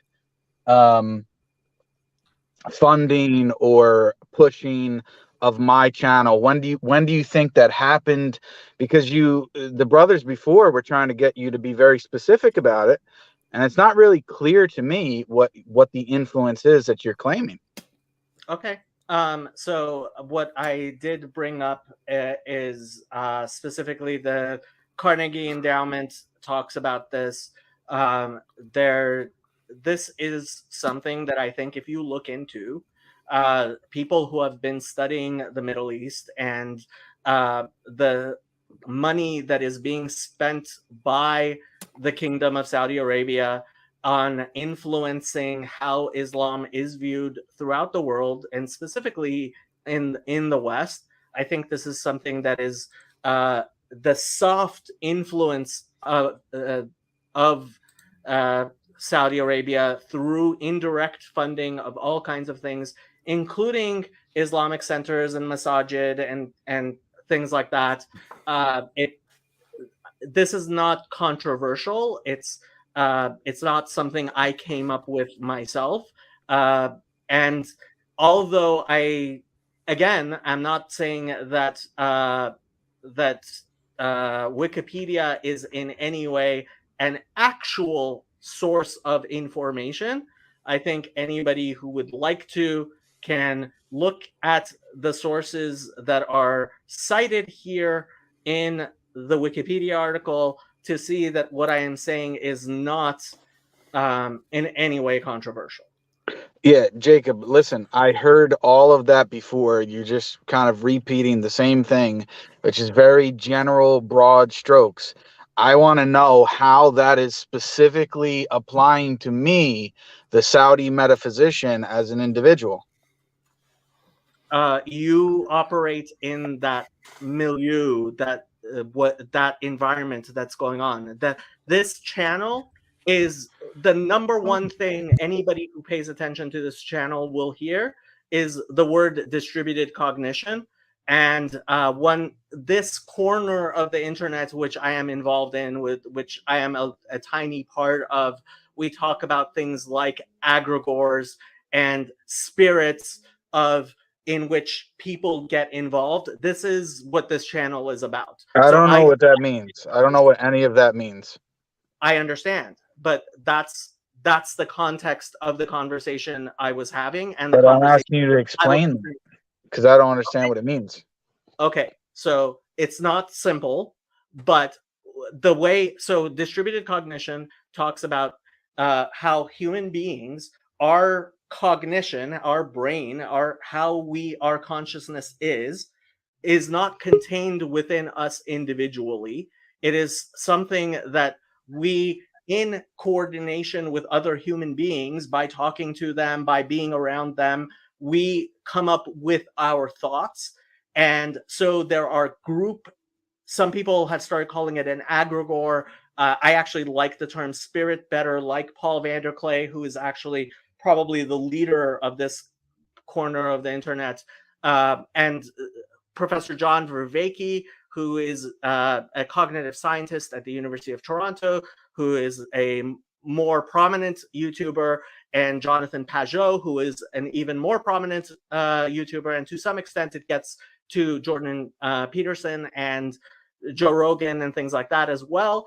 This conversation that we're having in this corner of the internet is about how communities of thinking are being influenced by various people, and I try very hard to explain that there are moneyed interests affecting this, which are amplifying certain voices and not others, which is distorting our communal sense making, which is another jargon word we use very much in this corner of the internet. And I'm sorry to use jargon, but that's because this is a complex issue that we are trying to have a conversation about. And Sam and Luke can come on if they want to discuss about this. Yeah, but you're going on for a long time. Are you simply just saying that there are groups of people and individuals get influenced by their communities and groups that they're around? Is that the simplified version of what you're saying? That's a part of it. Yes, and or do you mean like this mystical thing? Because when you're explaining this sort of connection of the minds and group thinking, are you just talking about in reality people speaking to each other, or do you mean like some mystical metaphysical thing? I don't understand. Well, I think there is an aspect of both in it. There is a spiritual war going on here as well. It's not simply reductionist materialism that we're talking about. There are metaphysical entities and questions here, which was part of the reason I actually wanted you to be more involved in our corner of the internet. But this is, yes, there is a conjunction of the religious with the material, and the material does in fact show that this type of spiritual metaphysical reality, and this is how we get into, for example, if you look at my channel, the thumb is about post-Platonism. We're talking about post-nominalist Neoplatonism. I am a post-nominalist Neoplatonist, who believes that nominalism is in fact wrong, and that there are spirits that are motivating how we as human beings manifest in the world. Okay, well, Jacob, that's a very, that's a very big claim that you're making, and I can't really interact with that on this stream. That's, I mean, I just want to deal with what the actual reality is on the ground. I can't start getting into this deep metaphysical discussion about spirits and being compromised by them without me knowing, or maybe I do know, but I'm suppressing it. That's beyond this conversation. My point to you is, in terms of the community and the algorithm or whatever is affecting my channel. I don't know how familiar you are with my channel, because the way you're expressing it, right? There's really nothing on my channel prior to, I would say, within the past 6 months that would have anything to do or could even possibly be construed as having an interest with the Saudi government. I don't talk about anything politically on my channel really at all whatsoever. And most of it is just a comparison between Christian and Islamic theology. And for the most part, I haven't even discussed anything, quote unquote, that could be construed as Salafi whatsoever until the past 6 months. And my own channel has not like skyrocketed in the past months since I've been talking about some of the topics that you may think are related, and I don't even think those are. So I just don't understand where you get this idea that my quote unquote career, which I don't consider myself having a career, has been launched and been supported by the Saudi government directly or indirectly. And if I say things that are against them, I'm going to be shut down and the whole thing's going to go to crap. Like, honestly, it sounds extremely conspiratorial. And to be quite frank, I've actually played part of it for my wife, and she was cracking up laughing. Like, it just sounds like a joke to me, to be honest with you. If I could just step in here real quick, I think I might be able to kind of bridge the gap between you both. So like the first thing, I think we should probably like really define what an egregore is. People can understand it as spiritual or as, like a social function or organism, but essentially it's just like a collective fiction that we all buy into. So it can be everything from corporations to organizations to even technically religions, like just by definition of it being, a collective thought form that people buy into. It's not to say that, they're defined by it, but the other thing that I thought was really important though is that like to make a good example, because I've seen some of that type of influence that you're talking about, but in a different sphere. So I'm very interested in like essentially studying how esoteric fascism spreads. Like this is a type of like racism mixed with spirituality and like just a really bizarre stuff, the type of stuff that influenced the Nazis. But the one thing that I think is really important to say is that just because you have certain types of content that are interesting to people who fall into those, milieus, like you said, that doesn't mean that they make up a majority or even a significant portion of a given, channel's audience. So like, for instance, I'm really good friends with Neil Senlak, Gnostic Informant. And I've noticed there's some pretty bizarre people on who comment on his channel, but like that's just kind of part of it. If you're making Ariel, Yeah. Okay, Ariel, I have to say, I think you are speaking from within this corner of the internet where we have this discussion a lot, and I think Jake and Khalil are not actually seeing. You're not me. I I think don't. that's a discussion for another time, guys. That's Well, we're not going to that's be able to deal with that now. so. I Let think me. I think the point that Jake is making, and it's a question that I wanted to ask you, and then I was just gonna bounce, but and this is not to put Jake's channel down. It's not to put my channel down. Jake has 16,000 followers. He started his channel a year and a half ago, something like that. My channel has Couple been years up. ago. Yeah. My channel has been up for 3 to 4 years, something like that. I have 7,000 followers, about to hit 8,000. If there was some type of push, I think that we would be up towards Capturing Christianity or some of these huge channels. I mean, that's how I'm seeing it. I'm not sure if Jake agrees with that, but I would think that if there was some type of push by the Saudi government, that there would actually be a push. I think we're saying is that we're not seeing any type of push. I still frequent about 150 people watching my lives. Now, if there was an actual push, I think I would see a great increase to thousands of people watching my lives, or Jake's. So to some extent, I think this comes from this conversation that we're having in this corner of the internet being unfortunately incomprehensible to people who are outsiders. But and that is a problem that we have that I am hoping to address. And what Ariel is talking about, so I have been for several years, as have many other people, been trying to figure out why our society is losing its mind. And I think we can all agree our society seems to be losing its mind.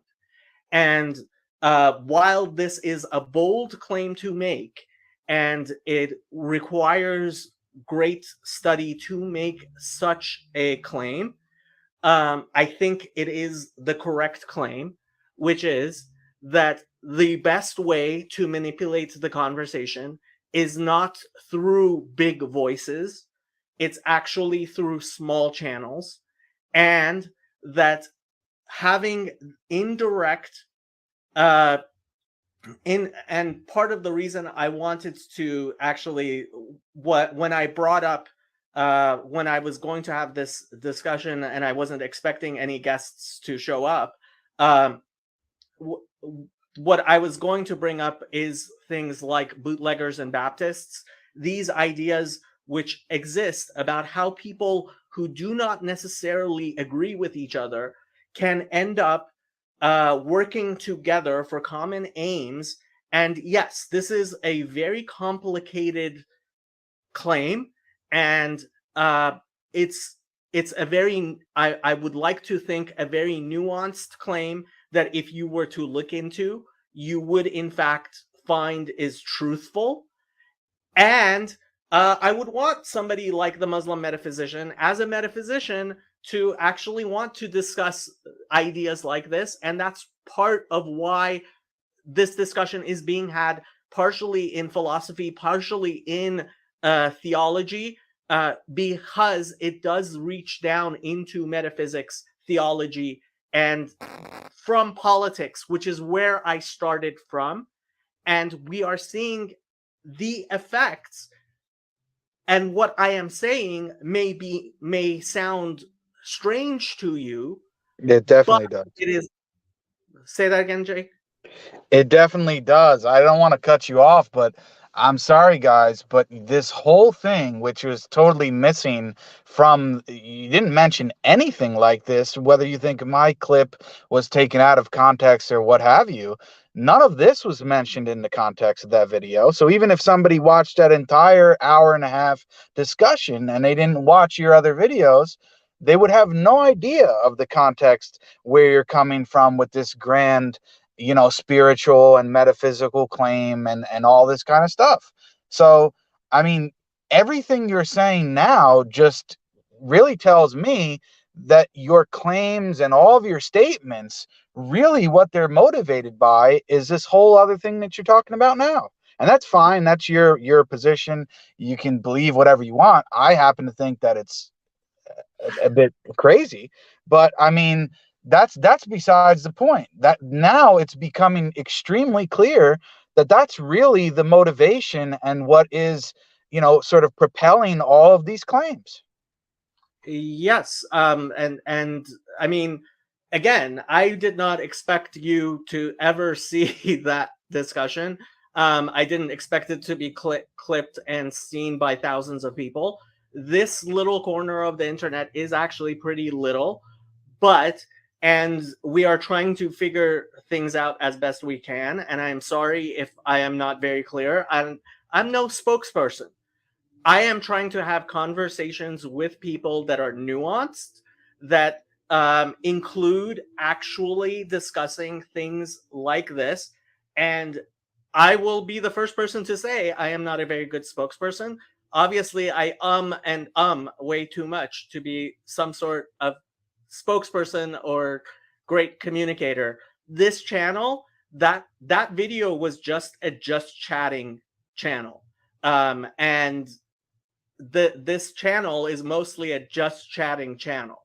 If you look at my videos, you will see that these are small conversations that I'm having. I am not making some sort of claim that you are some sort of, I don't know, Saudi stooge, and I wouldn't do that. Yeah, so let's talk about, besides all that stuff, okay, because I'm definitely not buying into it, and certainly not the first time hearing about it. So let's talk about the actual facts on the ground, okay, not this other, spiritual web community. Let's talk about my actual community or lack thereof, and people who are in my life.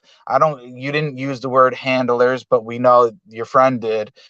Any of that other stuff is all complete nonsense. For better or worse, I'm a one-man band. Nobody influences me to do or say anything. And this idea of like a Dawa community that we're all together and supporting each other, hardly anybody supports me. If anything, I have more of a complaint to complain about that people don't really support my work.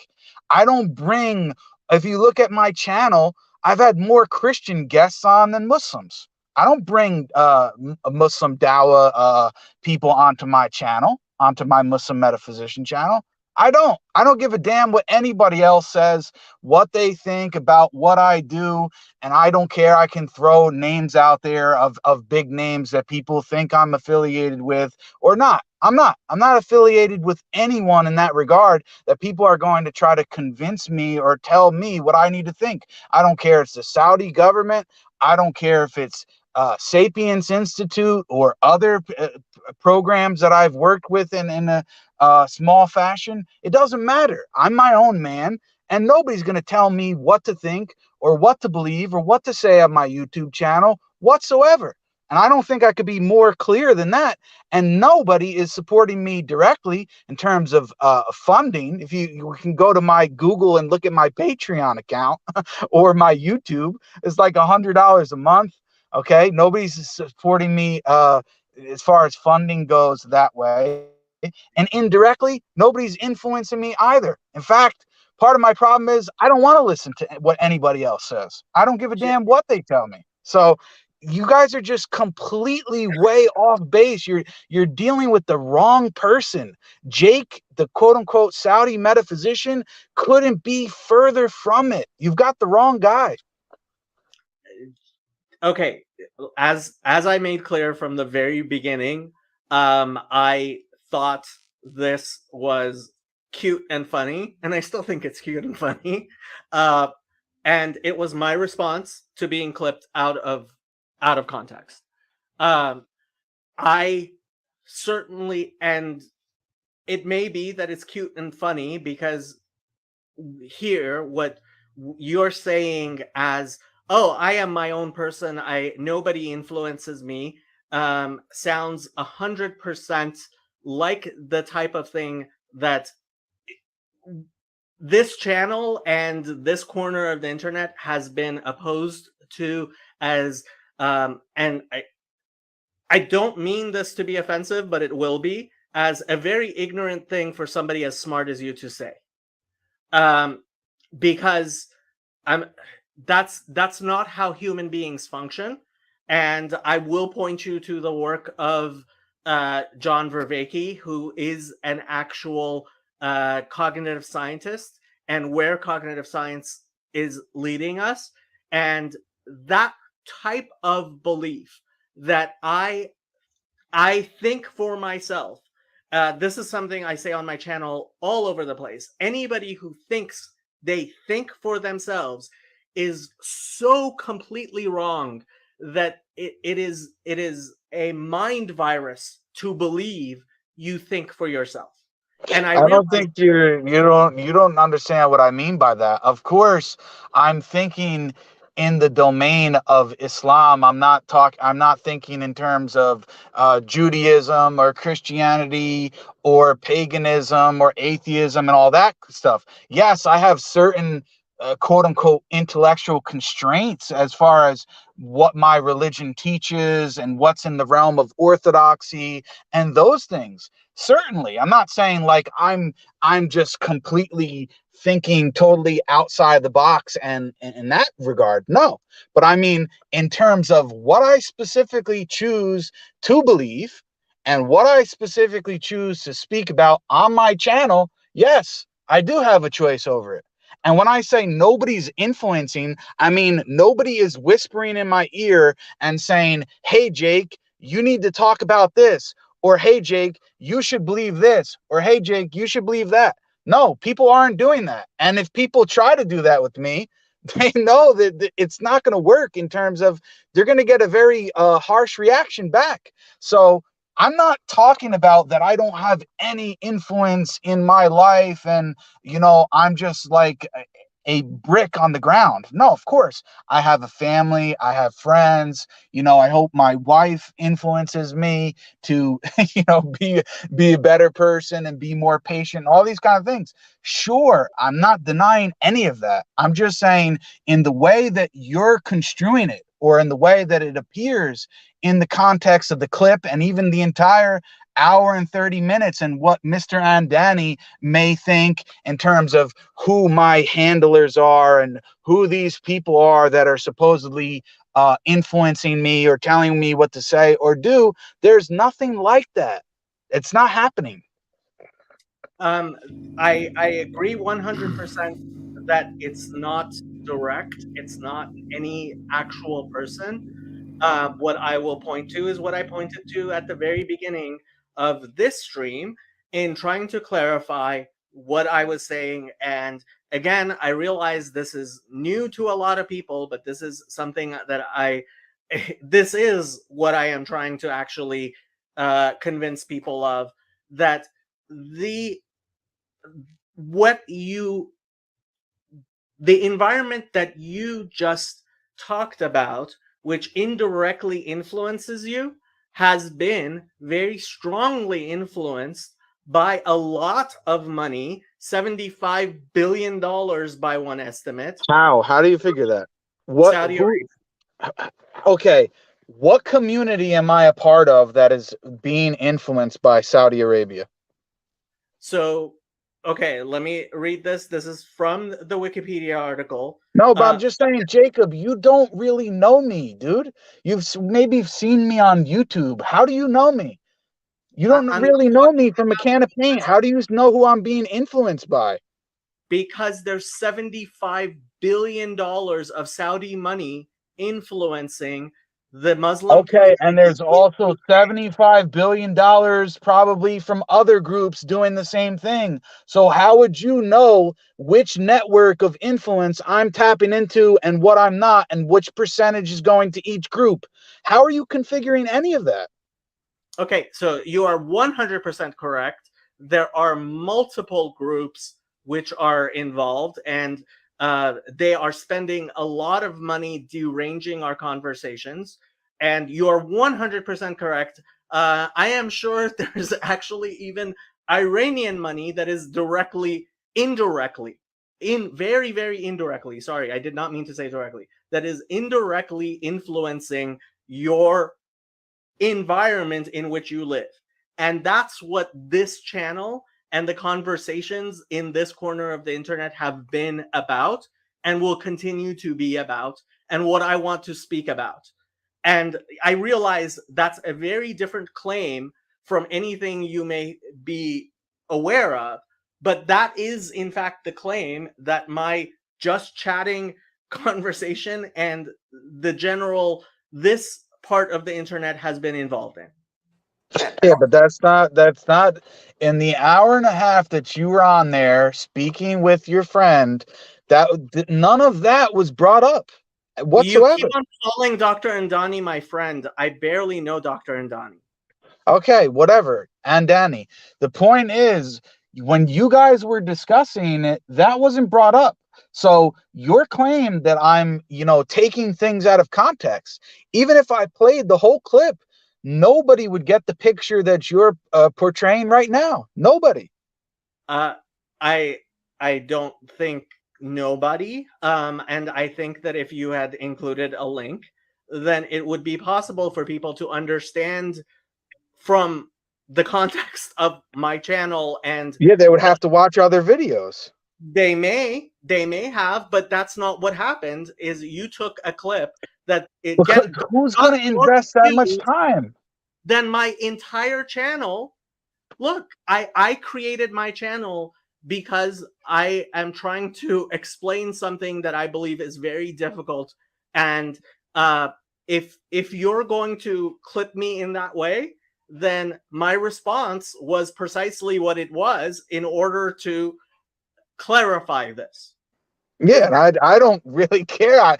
I think it's funny. That's why I'm coming on here to explain my side, that I think, frankly, it's ridiculous. But now I'm actually happy that I came on here, because my other two brothers, I have to say, if I never came on here, we wouldn't have heard what we just heard.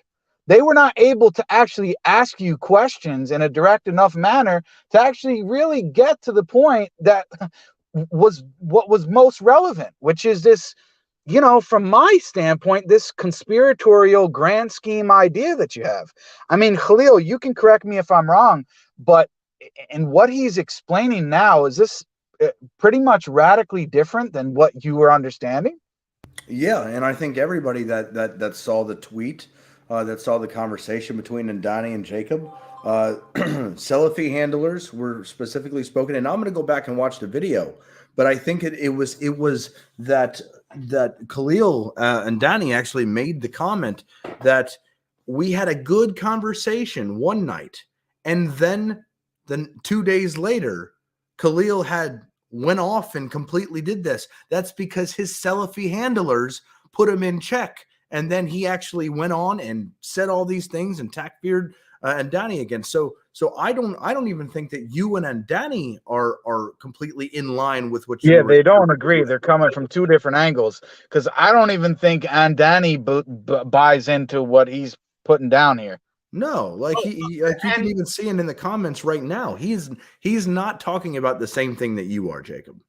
He is making the claim that we are directly influenced, that both of our channels are being funded by the Saudis, and we have like direct line supervisors that are telling us this is what you need to do. He's delusional. Then he's absolutely delusional. I have my own regular job. I do this quote unquote dawah in my spare time, doing my own research, my own funding. Go and look at my videos. I have terrible video and audio quality. I don't know what I'm doing whatsoever. Everything is by myself, and I'm not answering to anybody. As a matter of fact, I don't really give a damn about any of them. These people that he thinks that I'm answering to, I'm not answering to anybody. You can clip this out and send it to the people that you think I'm answering to. I don't answer to anybody, bro. Yeah, honestly, plain and simple. Those types of claims honestly aren't that different than the type of shit that Kanye is saying. Like, in the grand scheme of things, Listen, dude, I don't care about this conspiratorial garbage. I'm sorry to say it. I don't want to hear about any of that. I'm addressing the facts on the ground. Unless you actually have proof to show that any of that is actually happening when you don't know me, then don't say it. I don't care about your weird theory. I'm sorry. Jake, let me just clear the board so we're a little clearer. Okay. There is a reason why, and this is again what this channel is about and what my message is about. There is a reason why people are having conspiratorial, and in fact, let me just read what I posted on EA Dawa's thing in response to what somebody said. Conspiracy theory is a soft power campaign to hide soft power realities. Conspiracies happen all the time. People go to jail for conspiracy every day. The government of Israel spends millions of dollars on Hasbara, and any Jew who denies it is not being truthful. People believe in conspiracy theories because they are tired of being lied to. And I'm tired of all the lies. That is what my whole channel is about. That is how I first encountered EA Dawa, and that is why I am going to speak to this issue. Our discussions are being manipulated by Israel, by Iran, by Saudi Arabia, by the United States, by China, by Russia, by larger corporations, by rich individuals, by interest groups, and academics. Anyone who denies these things is simply gaslighting you, and people are rightfully tired of being gaslit. It's time for real, honest conversations. I am going to make sure they happen or die trying. And this is my attempt. And frankly, I have to say, my little troll at you with my little image worked much better than I ever imagined. Okay, well, let me make this very clear. Anybody who you think is either directly or indirectly, mentally or physically or spiritually or whatever way you want to put it, think they're manipulating me, they could all go to hell. Is that clear? I mean, come on, you're the Muslim metaphysician. Why are you No, so because anti-metaphysical? it's very simple, dude. You guys, the best you could say is, okay, Jake is completely, naive, and he's ignorant, and he doesn't want to know what's going on, and he's being duped. Fine. It's just like the Christians, fundamentalist Christians, and even some Muslims, frankly, who go around and convince themselves that atheists don't actually exist and everybody actually knows that God exists and all this kind of stuff. Fine, you can believe what you want. I mean, if somebody comes up to me and says they're an atheist, I believe them. Plain and simple. I don't believe I'm being manipulated by people. You think I am, and I at least hope that you know that I don't think that I'm being manipulated by anybody. Maybe I don't know what's going on, according to you, but I'm not buying into it. And until I actually see that for myself, I'm not going to believe it. So, and this is not to be rude or disrespectful on your channel, but the reality, sir, is I'm not buying what you're selling. I probably never will. I don't have that type of mindset. You can believe whatever you want, and that's fine, but I don't believe it. Jake, okay. I don't expect you to believe something like this, and you would be a silly person if you first time hearing this, if you suddenly believed it. That would I respect you enough not to expect you to suddenly accept all of this. I would ask you to please look into it, and look into the work of people like John Vervaeke, who is a very serious cognitive psychologist. And no, he's not fringe. And please consider this, because this is what I do here, is try to convince people that they are indirectly being influenced in their thinking by people using very complex psychotechnologies, that it's not just a conspiracy theory. Yeah, no, Jacob, I think the point here, and I think we're starting to beat a dead horse, is that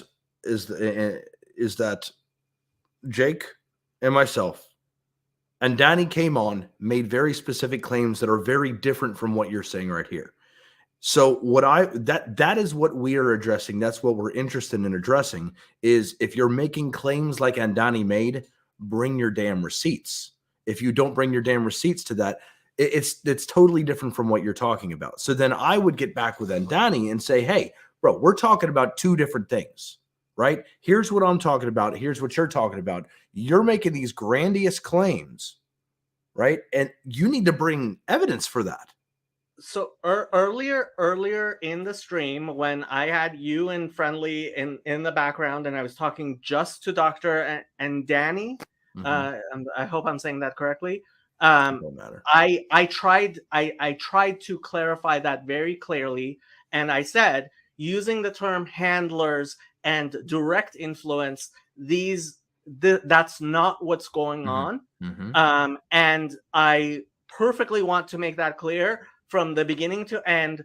I think that is a completely wrong view that is caused by people seeing indirect influence that is actually quite powerful, and soft power that is actually influencing people in ways. And this discussion actually started back a long time ago when I was trying to explain to Sam, who was wondering, why is Jake having this, what seemed to him and seems to outsiders as an irrational response to Dr. and Danny? Because, and frankly, it's because knowing a little bit more about the Muslim community than most Americans do, I know how fringe Ismailis are considered, especially in the United States. Not as much, honestly, if you're talking to Muslims in Muslim countries, because there is an influence going on that creates a hostility towards Ismailis and Shia, which is actually very, very concerning. And I know people will think it's crazy for a Jew to be claiming that I care about the genocide of Shia Muslims, but I actually do care about the genocide of Shia Muslims. And it is a fact, and it is something that people who have studied it, including the Carnegie Endowment, and I will keep on bringing up the Carnegie Endowment, believe is caused by Saudi money. Yeah, but none of us are calling for that, Jacob. Nobody here is calling for any of that to happen, and Danny can use all the rhetoric and claims he wants. We don't care about any of that. The fact of the matter is, the Ismailis, the Aga Khanis, as he is, for better or worse, and you rightly said that they are fringe, and he doesn't like it, and he doesn't want to deal with it, but he needs to actually cope and deal with it, because they are a minority of a minority, and that's the reality. And it has nothing to do with Salafis and Wahhabis and whatever other word you want to put on it. The mainstream Muslims, there is ijma, there is consensus on the fact that they are not Muslims. And it's because for our religion, they deny what is known by necessity in the religion.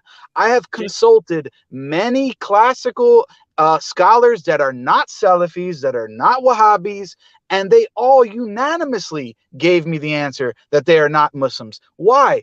One simple example is they do not believe in the obligation for the salah, for ritual prayer as we understand it. Now, you can twist it and you can say, oh, but we do this other thing and blah, blah, blah. The reality is the four Islamic schools of jurisprudence do not consider them Muslims based on that, and there are many other factors. And this was told to Andani by one of my actual direct teachers, who is an Ash'ari Sufi. He's not a Salafi, he's not a Wahhabi, and he told Khalil right to his face that you're a Zindiq, you're not a Muslim because of this. And I can show the receipts, because I actually have receipts for it, where he said it to him in a video and also on Twitter directly. So this false narrative that we are just like, oh, Jake's this irrational Salafi, which I never even use that term for myself. And I'm just unhinged. And I'm going on about, oh, how these Ismailis are not Muslims. This has always been the historical position, and it still is the consensus view up until today. This is not Saudi propaganda, and it's just something he has to deal with it, whether he likes it or not. Mm-hmm. Okay, Jake, I have to say, and Adam actually said something very insightful, which is one of the reasons I brought him up. He said behind backstage, but Iran is doing just as much, if not worse, with funding terrorist organizations that kill Sunnis in Arab countries daily. There is definitely murder. I'm sorry, there's some kind of construction outside my office. They might be being indirectly influenced by something. It's okay. Look, I realize I'm making a lot of claims that seem very wild. All I ask is please do try to look into them at least a little bit. And look, yes, I realize this sounds very wild, but I have to say, as somebody who has made genocide a very distinct part of my religious and my identity as who I am over the past 30 years, what is going on, I believe, and you can please study this and look into it, is that there are people using what Dr. Viveki calls psychotechnologies to manipulate things which are in fact leading to violence. And I'm sorry, but that influence is something that is influencing you, I believe, and you can look into it. Please look into it yourself. And it is very, very harmful. Okay. Okay, well, I just want to make one last comment because I'm going to leave. I have to get going. But my last comment is, Jacob, your claims are entirely different from Mr. Andani and the way that he is making claims. And as the host of this channel, I think that you have a duty when somebody makes those type of claims, not these metaphysical and psycho-spiritual type of things going on. That's a whole nother can of worms. Maybe we can talk about it another time. Although, frankly, I'm not really that interested in it, just being honest. But this other stuff in terms of on the ground, direct influence, this person, you need to be able to challenge him to actually bring receipts, because those are the things that actually demand receipts, name specific people, and provide evidence for his claims. And if he can't, then I don't really think that you or anybody else should be tolerating that. Okay. And I have to say, I agree that those types of claims are not correct. And I tried earlier in this stream to clear that up with Dr. Andani. And I think possibly what might be best is if you guys do go ahead and if you would want to come back any other time, you are always welcome on my channel. But I think what I will probably do is Dr. Andani showed up and possibly have a discussion with him. And what I would like is for there to be discussion, if at all possible. And I want Muslim voices to be included in this corner of the internet that I am involved in, and that's what I'm trying to facilitate more than anything. Okay.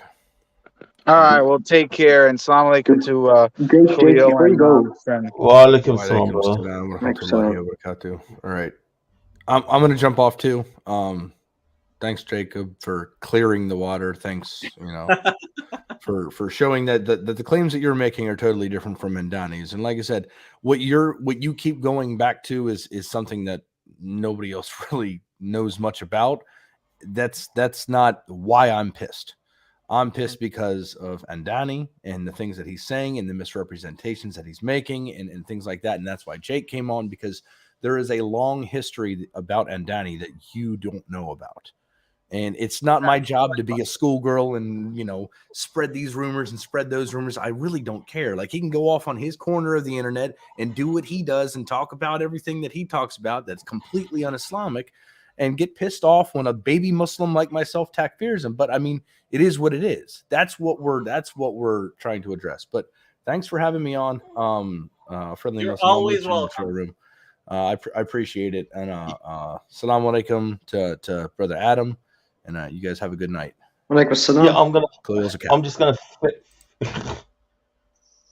Yeah, so I'm bitterly disappointed in what's gone on here and the comments being made, and I'm quite shocked because of where this conversation has gone to, and this repeated outside influence narrative based on the conversation that took place.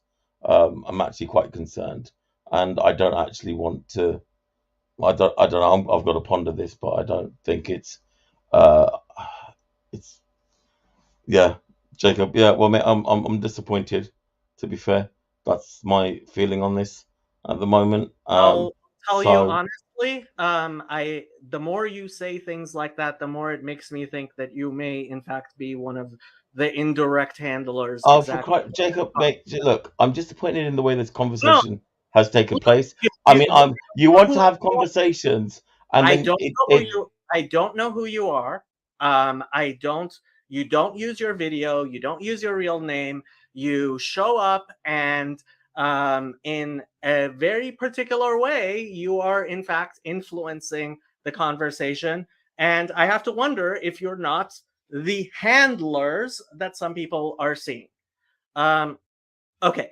Adam, I have to say thank you very much for being the voice of reason here. You have shown yourself to be a very valuable member of the community. Thank you.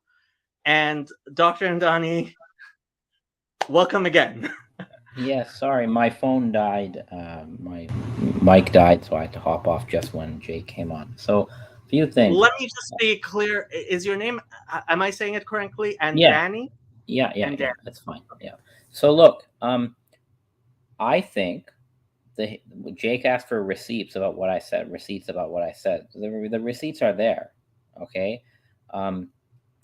Jake, in a matter of something like 6 or 7 months, changed his creedal position 2 times. He went from no creed to Athari Hanbali to Salafi in a very, very short time. And during that same period, and we have screenshots of this, we know for a fact that he joined the Salafis on Clubhouse to engage in anti-Shia polemics, something that for most of his time as a Sunni Muslim, he wasn't even doing. Everybody has seen this. Dr. Andani, just to clear things up, do you believe that people are actually writing him checks to change? No, I don't think the Saudi government is writing him checks, and I didn't suggest that they were, right? What I do believe is it's quite simple. There is a pattern that Muslims who try to make a career out of YouTube, out of doing stuff on YouTube, they have to sort of toe the line with Salafis. Okay, if you say something against Salafism, there's a backlash against you. In fact, in October of 2021, Jake tweeted something. It was about how to understand a particular Muslim author, and Jake interpreted that author in the non-Salafi way, okay? And he had to delete the tweet because there was a backlash against him from Salafis. He will remember this, okay? This was in October 2021. Now, by June 2022, sometime before our debate, it turns out that Jake went from rejecting the Salafi view to adopting it and parading it in the debate itself. And we also know during that time that he hung out with Salafis on Clubhouse. We saw this. Everybody saw it. Okay? So for him to say, oh, I'm not influenced, whatever, you are influenced. We've seen it. I've heard it. Please allow me to a little bit clear the air here. Jake, I'm not going to put your comments up because I would like to speak to you separately. You're always welcome here. You don't need my my platform to be heard. Obviously, you have a much larger platform than I do, and alhamdulillah, God should only bless you. What I want to make clear is that I want it to be clear. I believe that what we sometimes see from the outside is something that is very real that makes us think, oh, there must be something going on behind the scenes. And I believe there is something going on behind the scenes, which is I have that reason, though. Let me tell you why I think that. It's not some speculation. I can tell you firsthand that when all this stuff started between me, Jake, all this stuff, when did it all start? It all started in December 2021. What happened in December 2021? I was invited on Paul Williams' YouTube channel, Blogging Theology, to be an academic guest. When he announced it, he received a ton of backlash from Salafis to not have me. He went ahead anyway. After the episode was aired, and I saw this myself, this is not through the grapevine. After the episode was aired, the Salafis stalked, followed Paul Williams on Clubhouse. And they eventually cornered him in a room. It was like 10 of them and him on a stage. They brought someone who read out a fatwa against him, saying what he had done was against Islam. And they literally pressured him to take down the video with me. I saw this. I saw like the Salafi lobby at work, and I saw how they actually handled this person. Now, I'm not saying that Blogging Theology is run by Salafis. No, what I'm saying is that at certain points, there is a group of Salafis on the internet who do their best to intervene and pressure certain content creators toward a particular direction. They did it to Jake when he made that tweet back in October 2021. In fact, he just says that he still stands by it. Well, he deleted the tweet. Okay, so the pressure worked there, and the pressure canceled me from another show. I'm not making it up. I have to say, I mean, Friendly Muslim, I think, just showed his hand. I got kicked from EA Dawa's Discord right now, and frankly, I can only guess it's because I confronted this shadowy figure who has been giving advice to very small channels without actually revealing his name, without showing who he is. And look, this is the type of indirect influence that I think you're seeing the real effects of. But honestly, look, Friendly Muslim, and Khalil said on my show, and I on this thing right now, my show, I don't have a show, on this channel, that, you know, Friendly Muslim was giving him all kinds of advice and helping him grow his channel. Look, there are people, there are actual public relations professionals, there is money being spent. Yeah, I don't know if Khalil will have me back on his channel or not. I thought things went pretty well, but obviously it didn't go well with Friendly Muslim, and suddenly he's being very unfriendly when I'm saying things that suddenly don't seem to go along with what he wants. But look, when it comes down to it, Jake, when you say, and I don't want to, I mean, if you want to come back on, Jake, you certainly can. Like I said, you're always welcome Again, here. Jake, just to what you're saying, like you literally changed your position, Ibn Qudama, like even for the debate, like you went from one thing to another, like in months. Well, look here, let me make the greater point here, okay? I myself have been witness and affected by Salafis running interference on internet content. I have every reason to suspect strongly that they had something to do with Khalilullah going from Dr. Andani, you're welcome on our stream for telling me this for months, and then in 24 hours, completely character assassinating me. Okay, I have every reason to suspect that there was Salafi interference. Can I prove it? No, but you'll never. That's the whole point. You can never prove these things. I just happen to be able to prove the other one on Clubhouse because someone sent me a recording of that 50-minute conversation where the host of Blogging Theology was basically threatened by the Salafis unless he pulled down my video. So I have good reason to suspect. But look, let me make my thing clear. I don't care if Jake or Khalilullah think that Ismaili beliefs are outside of Islam or any. I don't really care. Here's where the problem lies.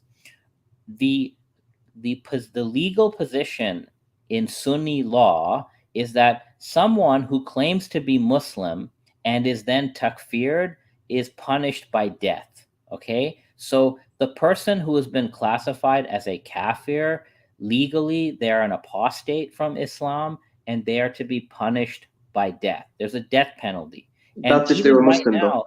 in Muslim countries, people who get takfired either get executed, they get killed by vigilantes, okay, they get murdered, or they get put in jail and tried, their marriages get annulled. There are real world consequences for going on YouTube or Clubhouse and saying this entire community are kafirs, because there's a death penalty if you do that. So it's a serious charge.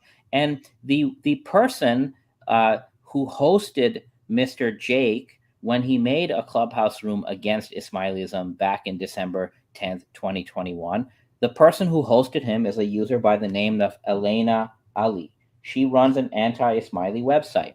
That same day, or a day before, December 9th, the day that this woman hosted Jake to takfir Ismailis, she retweeted a tweet which literally says that killing the Ismailis is obligatory and there's no blood money on killing such people. The blood of an Ismaili is permissible to shed. So when you go around pronouncing takfir on another group that professes Islam, Jake and Khalilullah, you are putting lives at risk and you are refusing to take responsibility for your actions, because we live in the real world. We don't live in this fictitious world that you guys like embody just on the internet.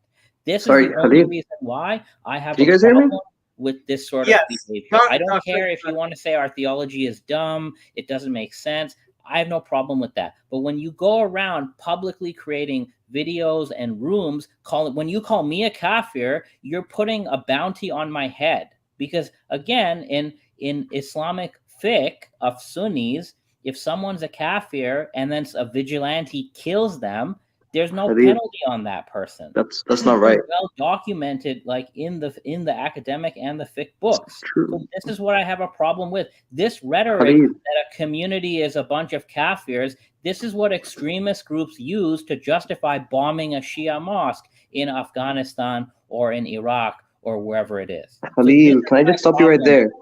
Let Muhammad speak. Yeah, no, you're saying that if someone's a kafir, we kill them. That's not entirely true. The hadith in Sunan al-Nisa'i, it says, "Man baddala dinuhu faqtuluh." That means whoever changes his religion, then you can kill him. That's only if he was a Muslim and then became a kafir. But for people like Ismailis, what we would consider them, they were always Ismailis.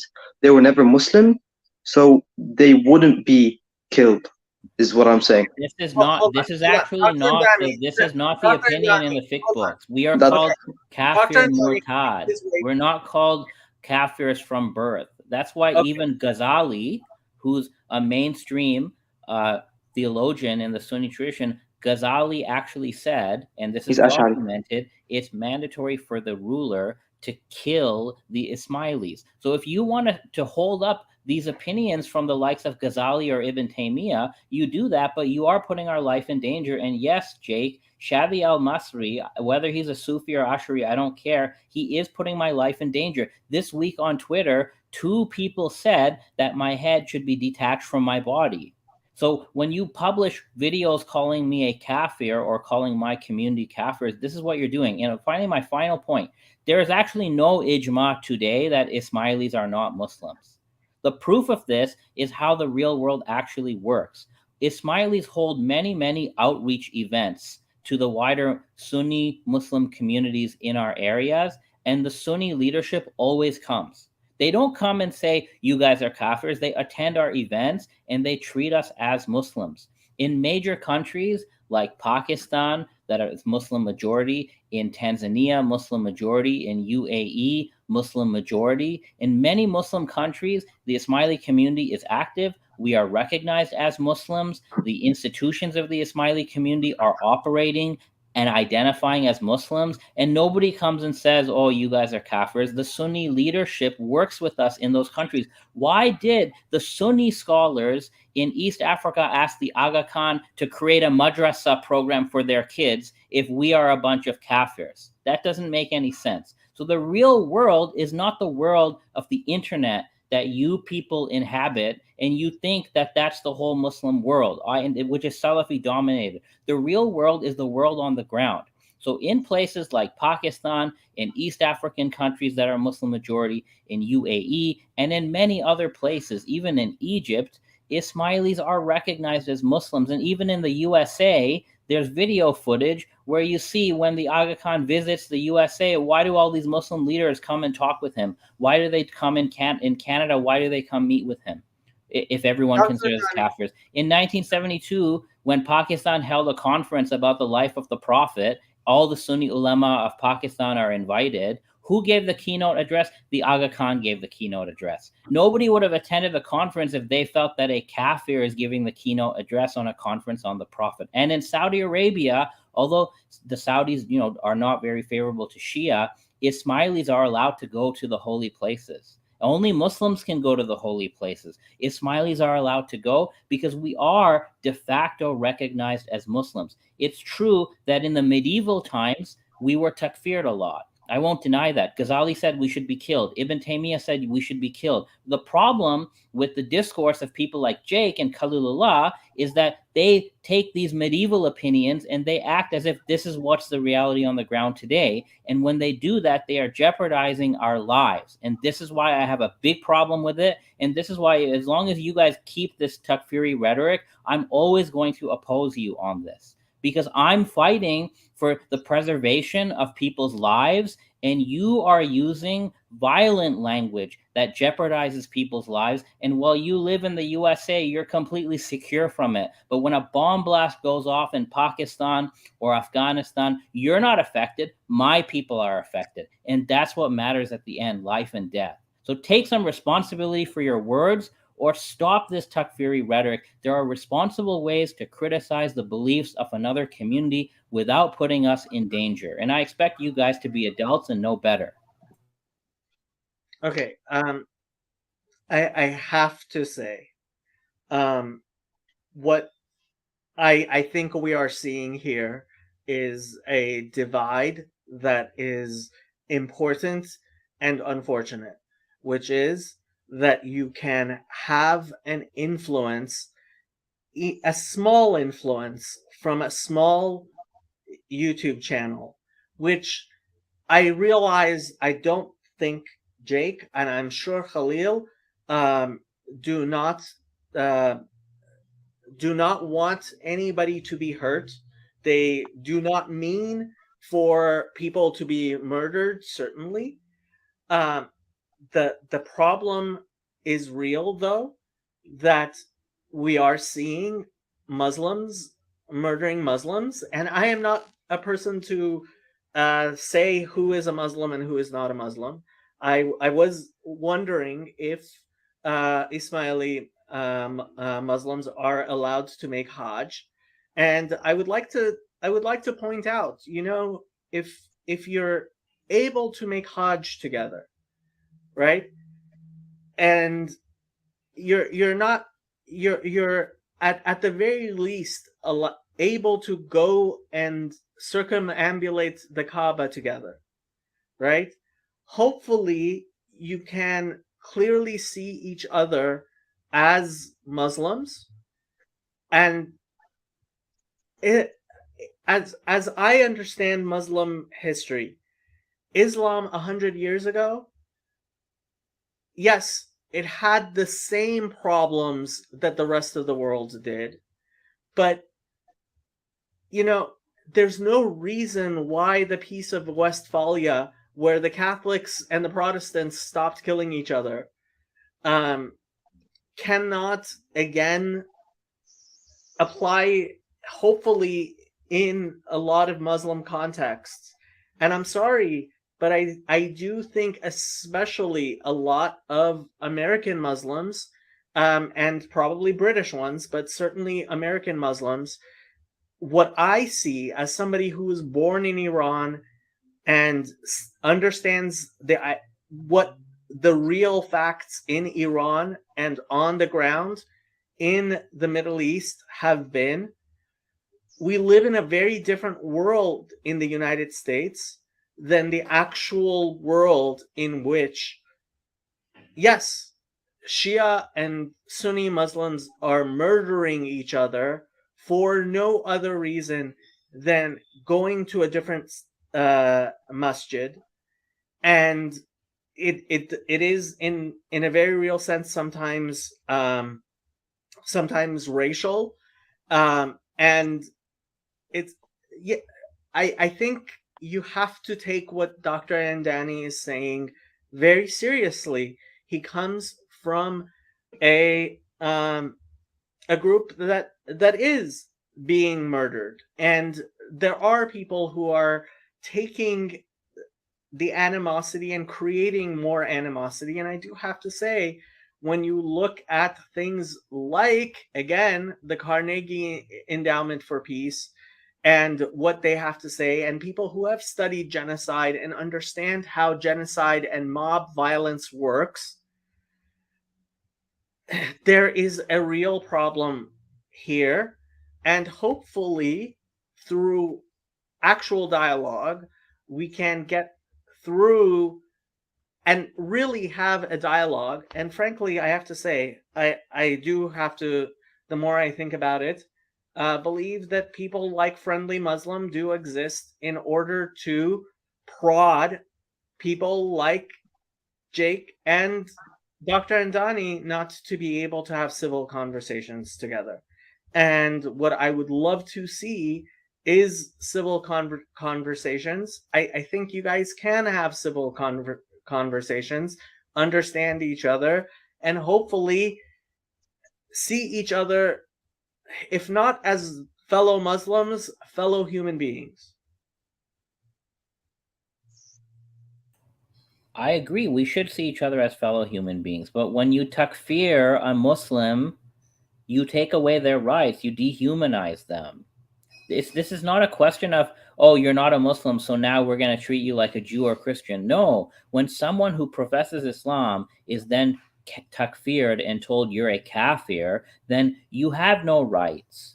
This is what Sunni fiqh actually says, and that's why the penalty was death on someone who's been takfired, and that there was no penalty on someone who takes out vigilante justice against those people. And just in the 21st century, you've even had individuals from different Muslim communities who live in a Muslim majority country, and someone takfirs them, and they pay the price. I mean, this has all been documented. There's so much literature on this. So for Jake and Khalilullah to go around saying, oh, everybody considers these people as kafirs, this is just irresponsible. And again, it's factually incorrect. Again, I want to hear, why did the Sunni ulama in Pakistan recognize Ismailis as Muslims and welcome the Aga Khan?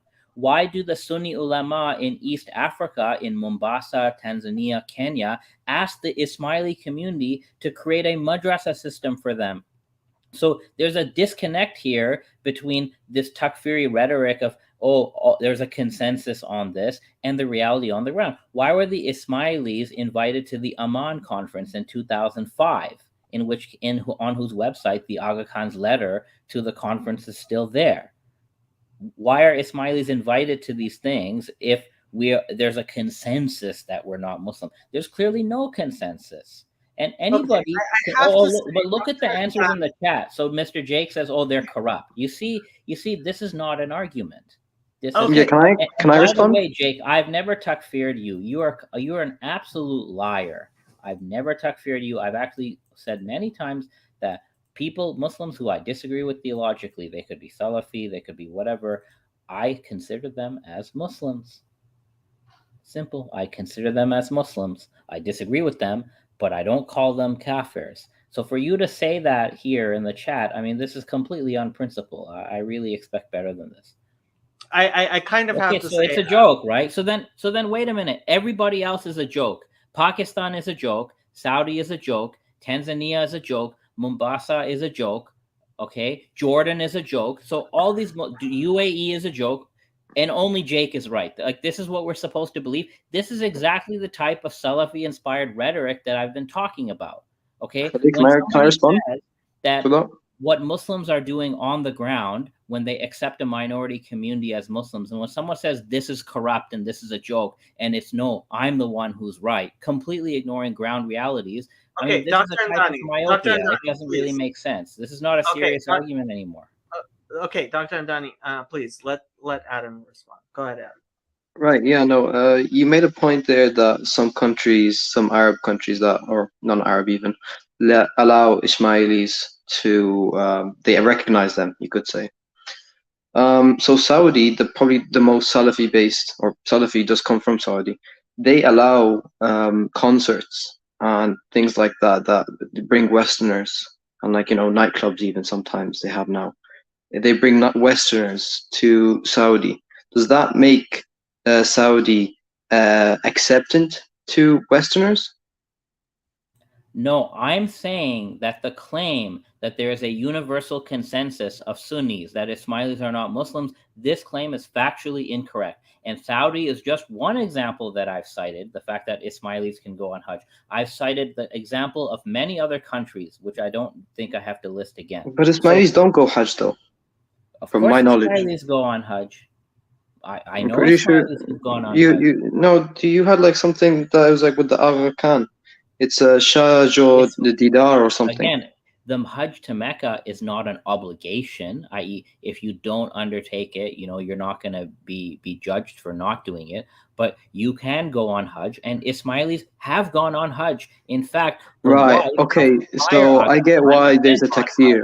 Right. In the 1950s, and she was welcomed by the Saudi government, and she did Hajj with the leaders of other Muslim countries. So my claim is very simple. If someone says that there is a consensus, i.e., all Sunnis today believe that Ismailis are not Muslims, I have offered several counter examples against this consensus. That's all. Just from what you were saying right there, I can understand why people would make takfir on Ismailis. There's 5 pillars of Islam that we have, and one of them is Hajj. But that's a Sunni thing. Yeah. And it's one of the pillars of Islam. And if you missed one of them, sorry? Again, see, you are giving a Sunni definition of Islam. In Shia Islam, we have a different framework. We have what we call primaries of religion and secondaries of religion. Those are known as the usul and the furu, the roots and the branches. Okay. Yeah. So something like a practice, whether it's prayer or Hajj, and how it's done, for Shias, this is part of the secondaries of religion. And but okay. Shia Islam, the imam, who is believed to be infallible and appointed by God, the imam can make changes in the secondaries. For us, the Aga Khan is that imam. For 12er Shias, although the imam is in hiding, the 12er Shias who believe in the guardianship of the jurist, or the absolute guardianship of the jurist, this is a theory of Khomeini. Khomeini himself said that the jurist, the leading jurist of the 12er community, who controls the government, that they can make changes in the secondary practices, i.e., the Iranian government can ban Hajj, or they can prohibit Hajj. They can suspend any ritual practice if they saw that it was in the interest of Islam. So we have a different conception of what is essential to Islam than you guys do. And my point is this: you may believe we're kafirs, Jake may believe we're kafirs, whatever.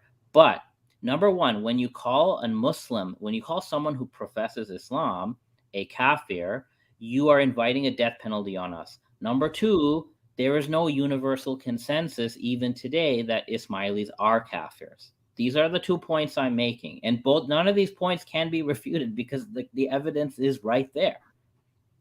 Right, but Dr. Khalil, I just need to say something. As a Sunni myself, right, I'm obligated to do takfir on someone who denies the 5 pillars of Islam. So if you miss one, you're not a Muslim, is what I'm saying. So I'm obligated Takfir is a to do legal judgment. Are you a No, jurist? I mean, I'm not legal judgment, but Okay, if then you can't pronounce takfir on me. You could say this. You could say, Khalil, what you just said is kufr, in my view. That's fine, okay? Because you're describing a belief. You're describing a position. That's not a legal judgment. You've made a theological judgment. No problem. We all do this. But takfir is something pronounced on a human person, telling the wider Muslim community what their status is and what rights they have and what they don't have. So only a jurist can pronounce takfir on a person and say this person is a kafir. Today, Okay, it's right. done very willy-nilly. It's done very irresponsibly. I get takfired on Twitter like every day. Okay? So, but that's an irresponsible thing to do. If you're not a jurist, you shouldn't be takfiring a person. And number 2, my point again, are there jurists who takfir Ismailis? Yes, they do. It's very dangerous for them to do it, but they do. But it is not a fact that all Sunni Muslims, leaders, communities today consider Ismailis as kafirs. I know this because I know the reality on the ground. Okay, but for me personally, I'd have to treat you as I would treat an atheist or maybe even like a Christian, because for me, you're missing one of the, 5 pillars, and that's Islam, Okay, so really. what would you say to the Maliki scholars in Andalus who actually said to the community, the Sunni community of Andalus, there's a whole article on this by Jocelyn Hendrickson. What would you say to the Sunni Maliki scholars who said that the Hajj is no longer mandatory, and in some cases the Hajj is now forbidden for people to take? Why? Because the ruler wanted more people to fight wars in Andalus, and he didn't want people to go to Mecca, so they banned Hajj. Is that kufr too? I have to say this is I think the wrong level of analysis we're focusing on in I'm sorry about that. Yeah, no. No, that's fine. But what I want to make clear, so as somebody from Iran, so I have family in Iran who are Baha'i, right? And I think everybody pretty much agrees that they are not considered Muslim. And in fact, the Baha'is themselves do not claim to be Muslim. And that's why Baha'i people in Iran cannot go to the university. Why?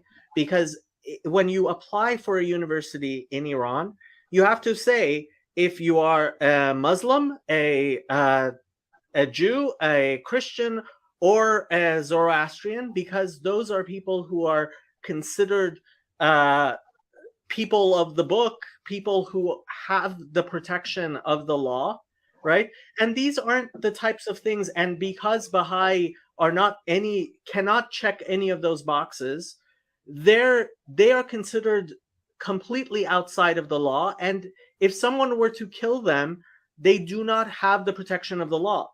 And I think you understand, there is this view.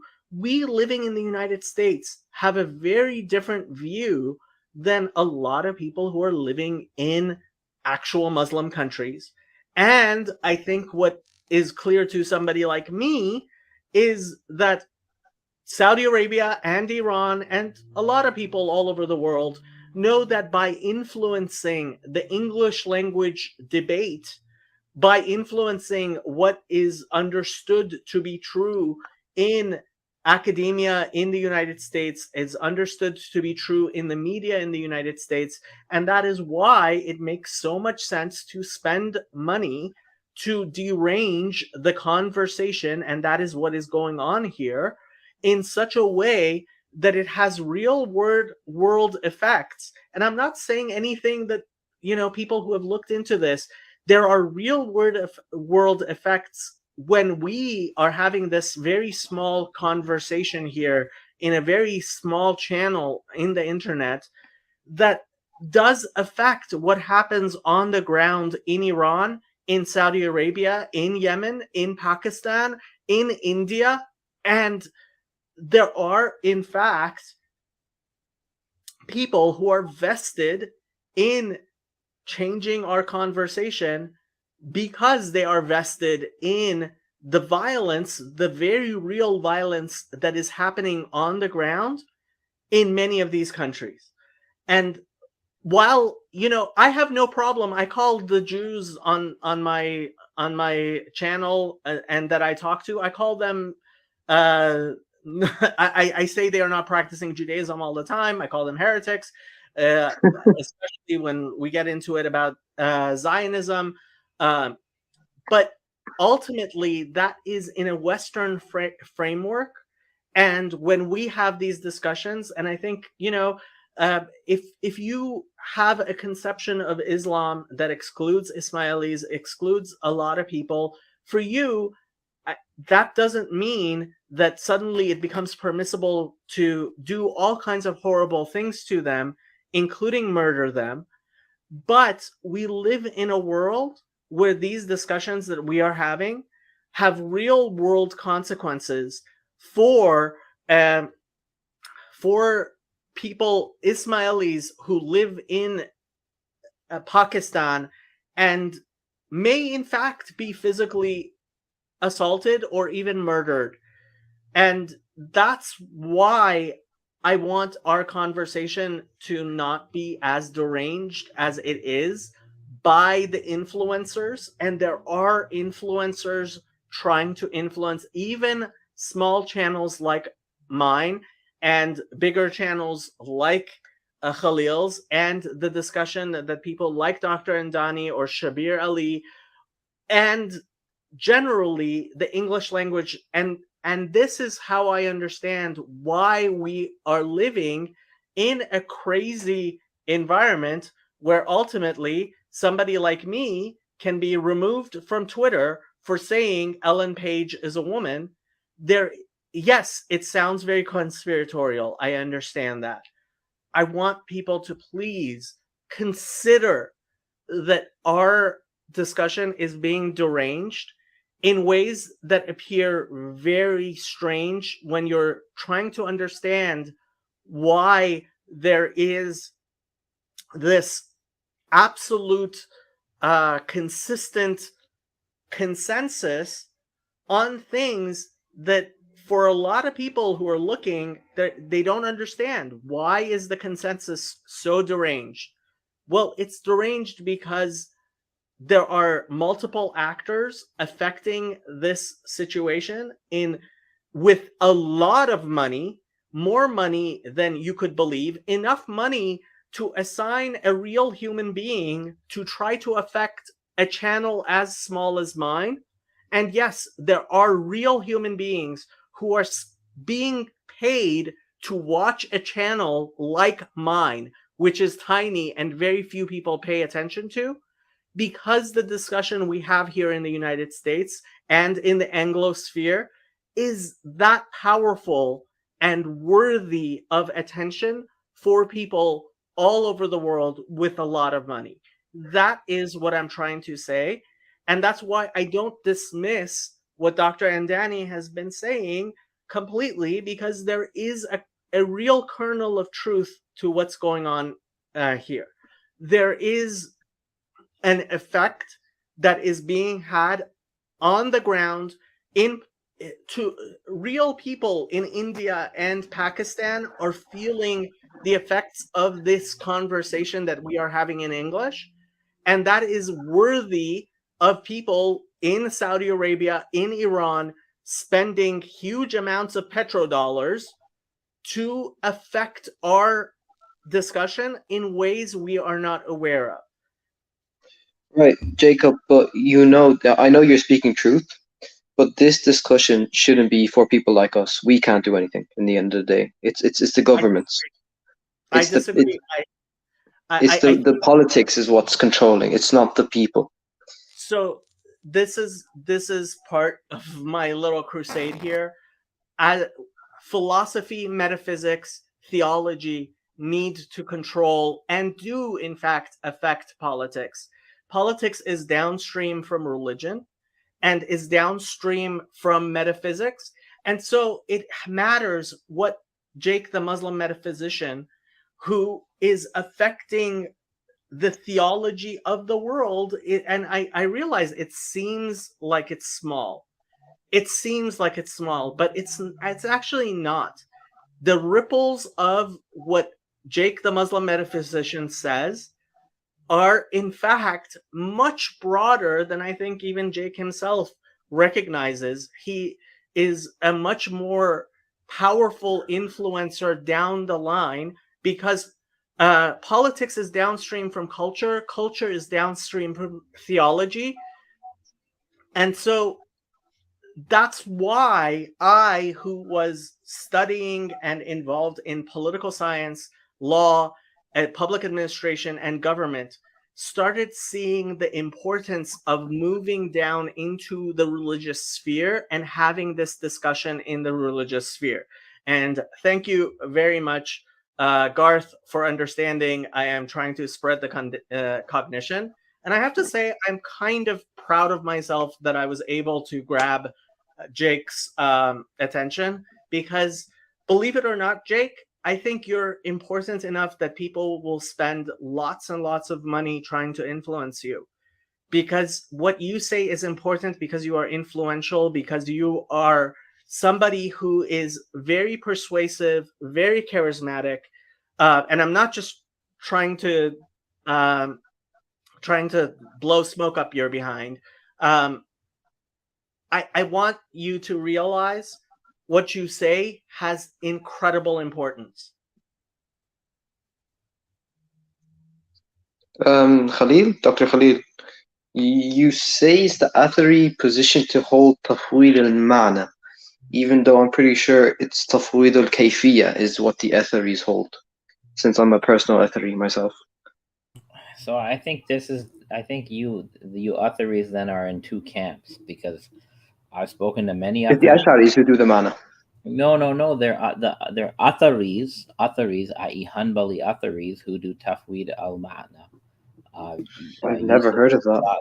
I have. I mean, they're literally after the debate, I got private message by a ton of Atharis saying, "Oh no, you misrepresented us, and we don't do the apparent meaning and all this." So we'll just take it as it is. There seems to be different camps of Athari hermeneutics. One is tafwid al-kayf. You do tafwid al-kayf, right? Yeah. As an Athari, the Ash'aris, they do tafwid al-ma'na because they say, "Oh, we don't know what it means, but we just accept it." I agree. The older Ash'aris did that. The later Ash'aris did. Okay, guys, I do have to say, I have I'm sorry. It's too 2 hours.